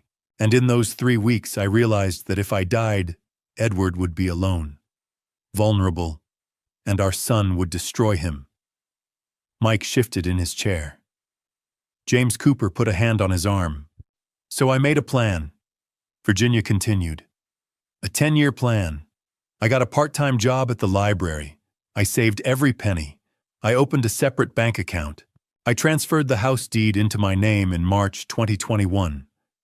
I updated my life insurance. I documented everything Mike borrowed. And I worked with Christine Lawson to make sure that when I died, Edward would be protected." She held up receipts. "These are loans my son asked me for between 2009 and 2021, $55,000. He promised each time to pay it back. He never did." She set them down. The first loan was $30,000 in 2009. Mike said he had a business opportunity. What he had was a gambling problem. Mike's face went red. "This is quiet," Christine said. Virginia's expression was sad now. "I found out about the gambling in 2015.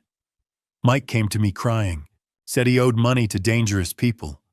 I gave him $5,000, made him promise never to gamble again." She paused. "He was back 6 months later." I looked at Mike. He was staring at the table. "I kept giving him money," Virginia said. "Not because I believed his lies, but because he's my son. I loved him. I still love him, but I couldn't let him destroy Edward." She took a breath. "So here's how my estate will be distributed." Everyone leaned forward. "The house at 523 Maple Drive belongs to Edward. The deed is in my name, and my will transfers it directly to him. It's worth approximately $520,000. Edward also receives my life insurance $400,000 and my savings $178,000. He receives my stocks, my 401k, and all personal property. Amanda's hand covered her mouth. Amanda, Virginia said, and my daughter started crying. You receive $100,000. You also receive all my jewelry, my photo albums, and my 2019 Honda Accord. Amanda nodded, tears streaming. Joshua pulled her close.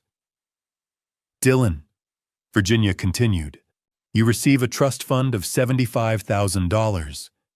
It becomes available when you turn 18. The money is for college, for your future. Dylan's jaw clenched. His eyes were wet. Virginia's expression hardened. And Mike, you receive $10,000 and a letter explaining why you're receiving only that amount. The room went silent. Virginia leaned forward. Mike, I know you're angry right now.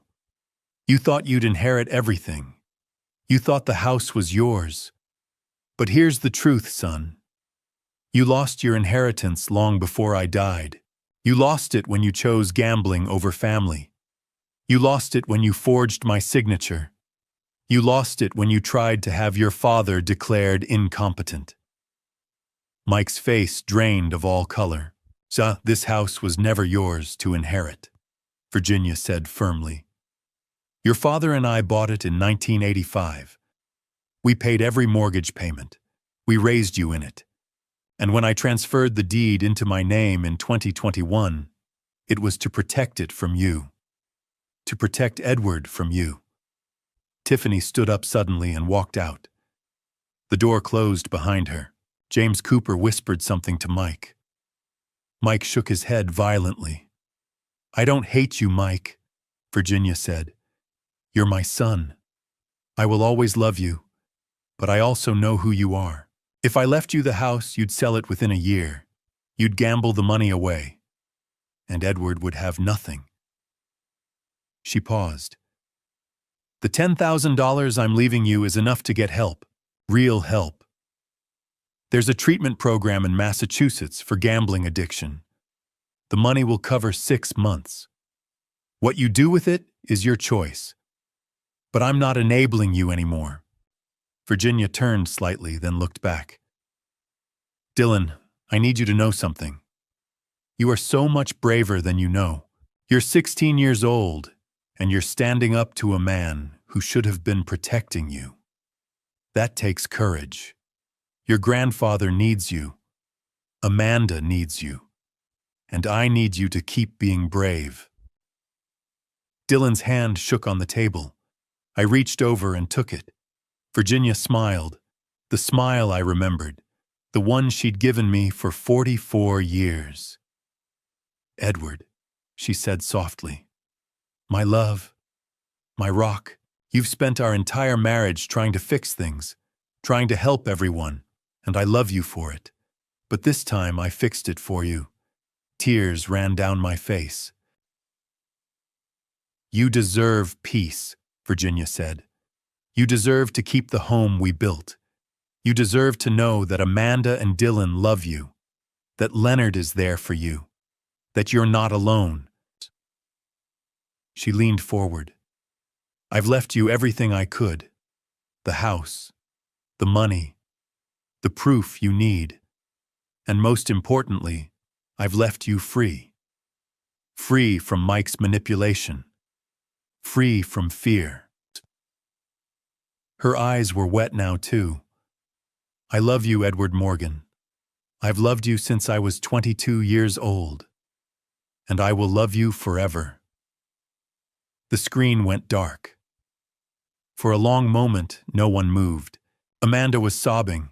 Joshua held her. Isabella and Noah looked confused. Leonard was wiping his eyes. Dylan stared at the blank screen. I couldn't breathe. Then Mike stood up, his chair scraped back, his whole body shaking. This isn't over, he said hoarsely. I'll contest this will. I'll sue. Dylan stood up. He was holding his phone, the old phone Virginia had given him. "Actually, Dad," Dylan said quietly. "There's one more thing you need to hear." Dylan stood there with the phone in his hand. The old phone Virginia had given him 5 years ago. The phone that had been sitting on the table between us this entire time, waiting. "There's one more thing you need to hear," Dylan said again. Mike's face was still red from Virginia's video, from hearing his mother tell him he'd lost everything. "Sit down, Dylan. This doesn't concern you." "Actually, Dad, it does."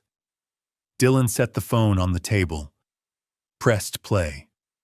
James Cooper stood. "Ms. Lawson, I object to." "Your client can leave if he wants," Christine said. "But Dylan Morgan is a named beneficiary in the will. He has the right to speak." Cooper sat back down. Mike looked at him, then at Dylan, then at the phone.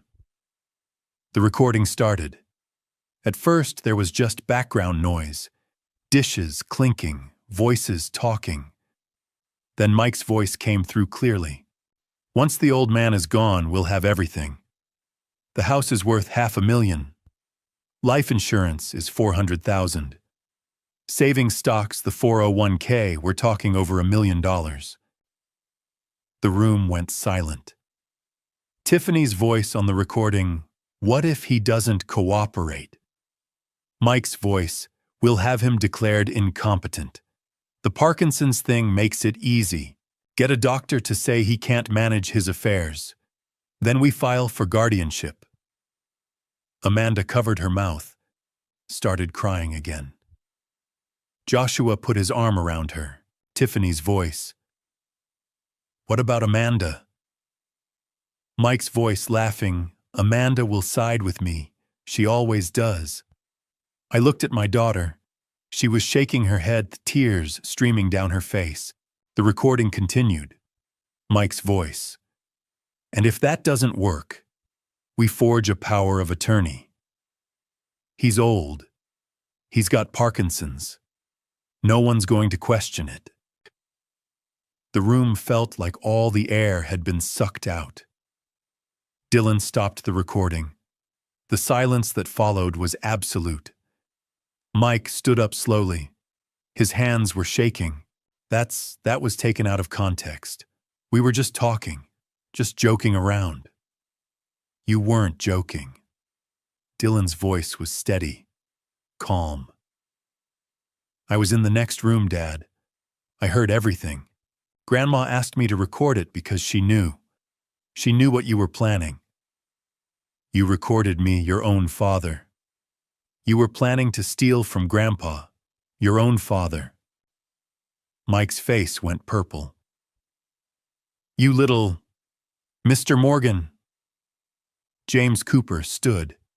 His expression was grim. He picked up his briefcase.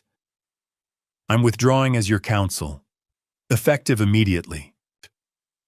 Mike spun to face him. "What?" "That recording is evidence of intent to commit elder financial abuse, possibly fraud. I can't represent you." Cooper looked at Christine. "The will is valid. My client has no grounds to contest." He walked to the door, stopped, looked back at Mike. "Get help. Real help." Then he left. Mike stood there in the middle of the conference room, his lawyer gone, his inheritance gone, his family staring at him like he was a stranger. "This is bullshit," he said. His voice was shaking. "All of this. Mom turned you all against me. She poisoned you." "Mom protected us," Amanda said. Her voice was quiet, but firm. "She protected Dad from you." Mike turned to her. "You're choosing him over me. Your own brother. You're not my brother anymore." Amanda stood. "My brother died a long time ago. You're just someone who looks like him." Mike's face crumpled. For a second I thought he might cry. Then his expression changed, hardened into something ugly and desperate. He lunged toward Dylan. I started to stand, but Joshua was faster. He stepped between Mike and Dylan, one hand up. "Don't," Joshua said quietly. Mike stopped, looked at Joshua, at Dylan, at me, at Amanda, at the empty chairs where Tiffany and his lawyer had been sitting. Then something in him seemed to break. His legs gave out. He collapsed into the chair, put his head in his hands. His whole body was shaking. "I need," he started, stopped. "I need." Then he slumped forward, unconscious. Christine was already at the door. "We need medical assistance. Conference room B." I'd forgotten. Officer Sullivan had arranged for paramedics to be on standby, just in case. 2 EMTs came in within seconds, checked Mike's pulse, his breathing. One of them said something about syncope, psychological shock. They helped him sit up, got him conscious again. Mike's eyes were unfocused, glassy. He let them help him stand, let them guide him toward the door. As he passed Dylan, he stopped, looked at his son. Dylan looked back, didn't flinch. Mike opened his mouth like he was going to say something, then closed it. There was nothing left to say. The paramedics led him out. The door closed. The silence that followed felt different, lighter, like something heavy had been lifted. I looked at Dylan, my grandson, 16 years old, braver than any man I'd ever known. "Thank you," I whispered. Dylan took my hand, squeezed it. "Grandma told me to wait for the right moment. She said I'd know when it was." He looked at me. This was it. Christine Lawson stood, picked up the official will documents, looked around the table at all of us, at Amanda and Joshua and the kids, at Dylan, at Leonard, at me. Then she said 5 words that changed everything. "Now, let's finish this." After the paramedics led Mike out, Christine stood at the head of the table with the will documents spread before her. "Now," she said quietly, "let's finish this." She opened to the distribution page. Her voice was steady and professional. "To Amanda Morgan Davis, $100,000 in cash. Virginia's complete jewelry collection, including her wedding band and her mother's engagement ring, the 2019 Honda Accord, and a personal letter." Amanda covered her mouth with both hands. Joshua held her shoulders. "Auditor, to Dylan Morgan, a trust fund of $75,000 to be held until his 18th birthday on July 15th, 2025. The funds are designated for college. Also, all family photo albums dating back to 1979 and Virginia's handwritten recipe box." Dylan's hand squeezed mine under the table. "To Michael Thomas Morgan, $10,000 in cash and a sealed letter to be delivered separately." 10,000. Enough to prevent a legal contest for total disinheritance. Nothing more. Christine turned to the final page. "To Edward James Morgan, the house at 523 Maple Drive, valued at $520,000. Life insurance policy of $400,000. Savings account of $178,000. All stock portfolios, retirement accounts, and remaining personal property. Total estate value transferred approximately $1,098,000. I couldn't speak. Virginia had saved everything, had protected me completely, had given me back not just the house, but my entire future. "There's one more thing," Christine said. She handed Dylan a sealed envelope. "Mrs. Morgan specifically asked that Dylan read this letter aloud. She wanted everyone here to hear it. Dylan took the envelope with shaking hands, opened it carefully. Inside was a single sheet of paper in Virginia's handwriting.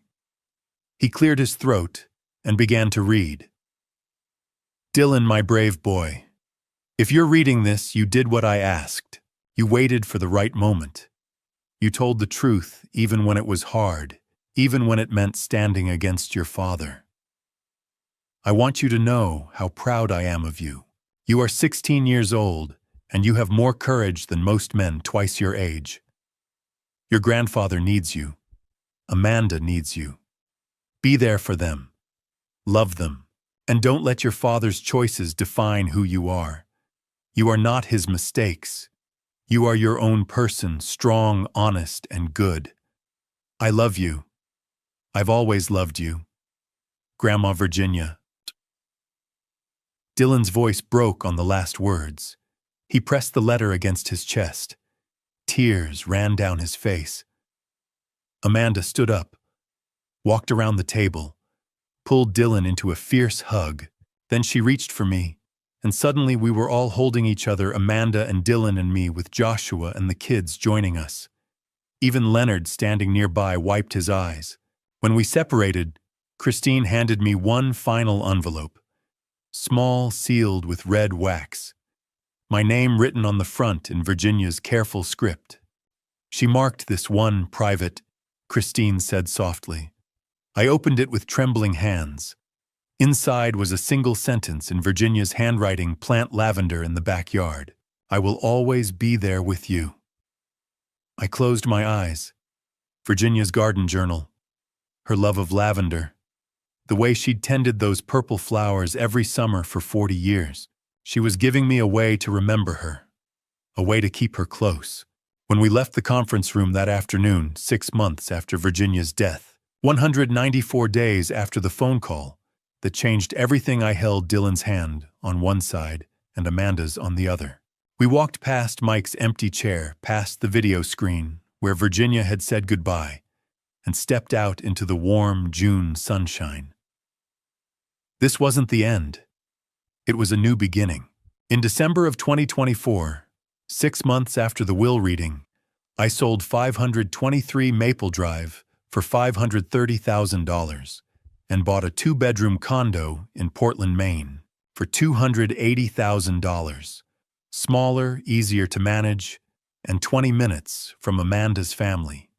Dylan moved in with me in August to finish his senior year. Mike had lost his house to foreclosure, and Tiffany had filed for divorce. Dylan chose to stay with me. I want to finish school here, he said. With you. Mike's company went bankrupt by September. Gambling debts came due. By fall, he was working nights at a hardware store, attending Gamblers Anonymous 3 times a week. In November, Mike sent Dylan a letter apologizing, saying he was getting help. Dylan read it, folded it carefully, and put it in his desk. I'm not ready yet, he told me. Maybe someday. I said that was okay. In October, I donated $50,000 to open the Virginia Morgan Memorial Workshop in Hartford, a woodworking program for at-risk teenagers. Leonard volunteered to teach there. By year's end, they'd helped more than 40 kids. My Parkinson's stayed manageable. On weekends, Dylan and I worked in the garage. I taught him how to use tools, join corners, sand with the grain. He had good hands. On July 15th, 2025, Dylan turned 18. The $75,000 trust became active. He enrolled at Portland Community College for architecture. I want to build houses like you, Grandpa, he said. Amanda visited every Sunday with Joshua and the kids. Isabella and Noah called me Grandpa now. They'd run through the condo, fill the space with laughter. In December of 2025, exactly 2 years after Virginia died, Dylan and I sat on the balcony. Snow was falling. I'd planted lavender in pots that summer, and a few purple blooms had survived into winter. You miss her, Dylan said. Every day. Me too. He paused. Do you think she knew how everything would turn out? I thought about Virginia's 10-year plan, the business card, the evidence box, the phone she'd given Dylan, the video message. "Yeah," I said. "I think she knew. She saved us." She did. We sat watching the snow fall. 2 years ago, I'd been on Leonard's couch wondering if I'd lost everything. Now I had a home, family, peace. Dylan stood. "I'm going to make hot chocolate. Want some?" "Yeah, thanks." He went inside and I stayed on the balcony. I thought about Virginia, about meeting her 46 years ago at a church dance, about buying 523 Maple Drive in 1985, about the 10 years she'd spent protecting me, the secrets she'd carried, the evidence she'd collected, the plan she'd executed perfectly even after death. She was gone, but she was still here, in Dylan's hands building bookshelves, in Amanda's laughter, in the lavender on my balcony, in the workshop teaching kids to build, in the family she'd fought to save. Dylan came back with 2 mugs of hot chocolate. We sat together in the cold, watching the city lights through the falling snow. "Grandpa," Dylan said. "Yeah, I'm glad I stayed." "Me too, buddy. Me too." And that I realized as the snow fell and the lavender bloomed, and my grandson sat beside me was more than enough. And to you listening to this family story tonight, remember this: God gave us family, not as a burden, but as a blessing. Virginia understood that. She spent 10 years protecting what God entrusted to her, not with anger, but with love. She knew that true strength isn't about dad revenge or getting even. It's about standing firm in faith when everything falls apart. I look back at my own family story now, and I see God's hand in every moment. In the business card Virginia left in my wallet, in Dylan's courage to record the truth, in Amanda's choice to stand with me, even in Leonard's couch where I slept for 3 months. God was there working through Virginia's plan, teaching me that justice and love aren't opposites, they're partners. So here's my advice: don't wait like I did. Don't assume the people you love will always be there tomorrow. Don't let pride or silence build walls in your family story. And if you see someone you love heading down a destructive path like Mike did with his gambling, speak up early. Get help early. Intervene before it's too late. Because by the time I realized what was happening, Virginia had already been fighting alone for 10 years. Dad revenge. That's not what this story is about. Some people might see it that way: a son trying to steal everything, a father fighting back. But that's not the heart of it. This is about a woman who loved her husband enough to carry the weight of truth by herself. That's the story here: sacrifice, protection, and grace. Not dad revenge, but a father's redemption through his wife's unconditional love. Virginia taught me that protecting your family doesn't always mean confrontation. Sometimes it means planning quietly. Sometimes it means collecting evidence. Sometimes it means giving your grandson a phone and trusting him to be brave.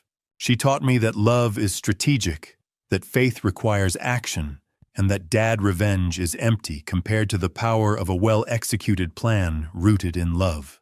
If this story moved you tonight, please leave a comment below. Share your thoughts or your own experiences. Hit that subscribe button and ring the notification bell so you never miss these compelling narratives.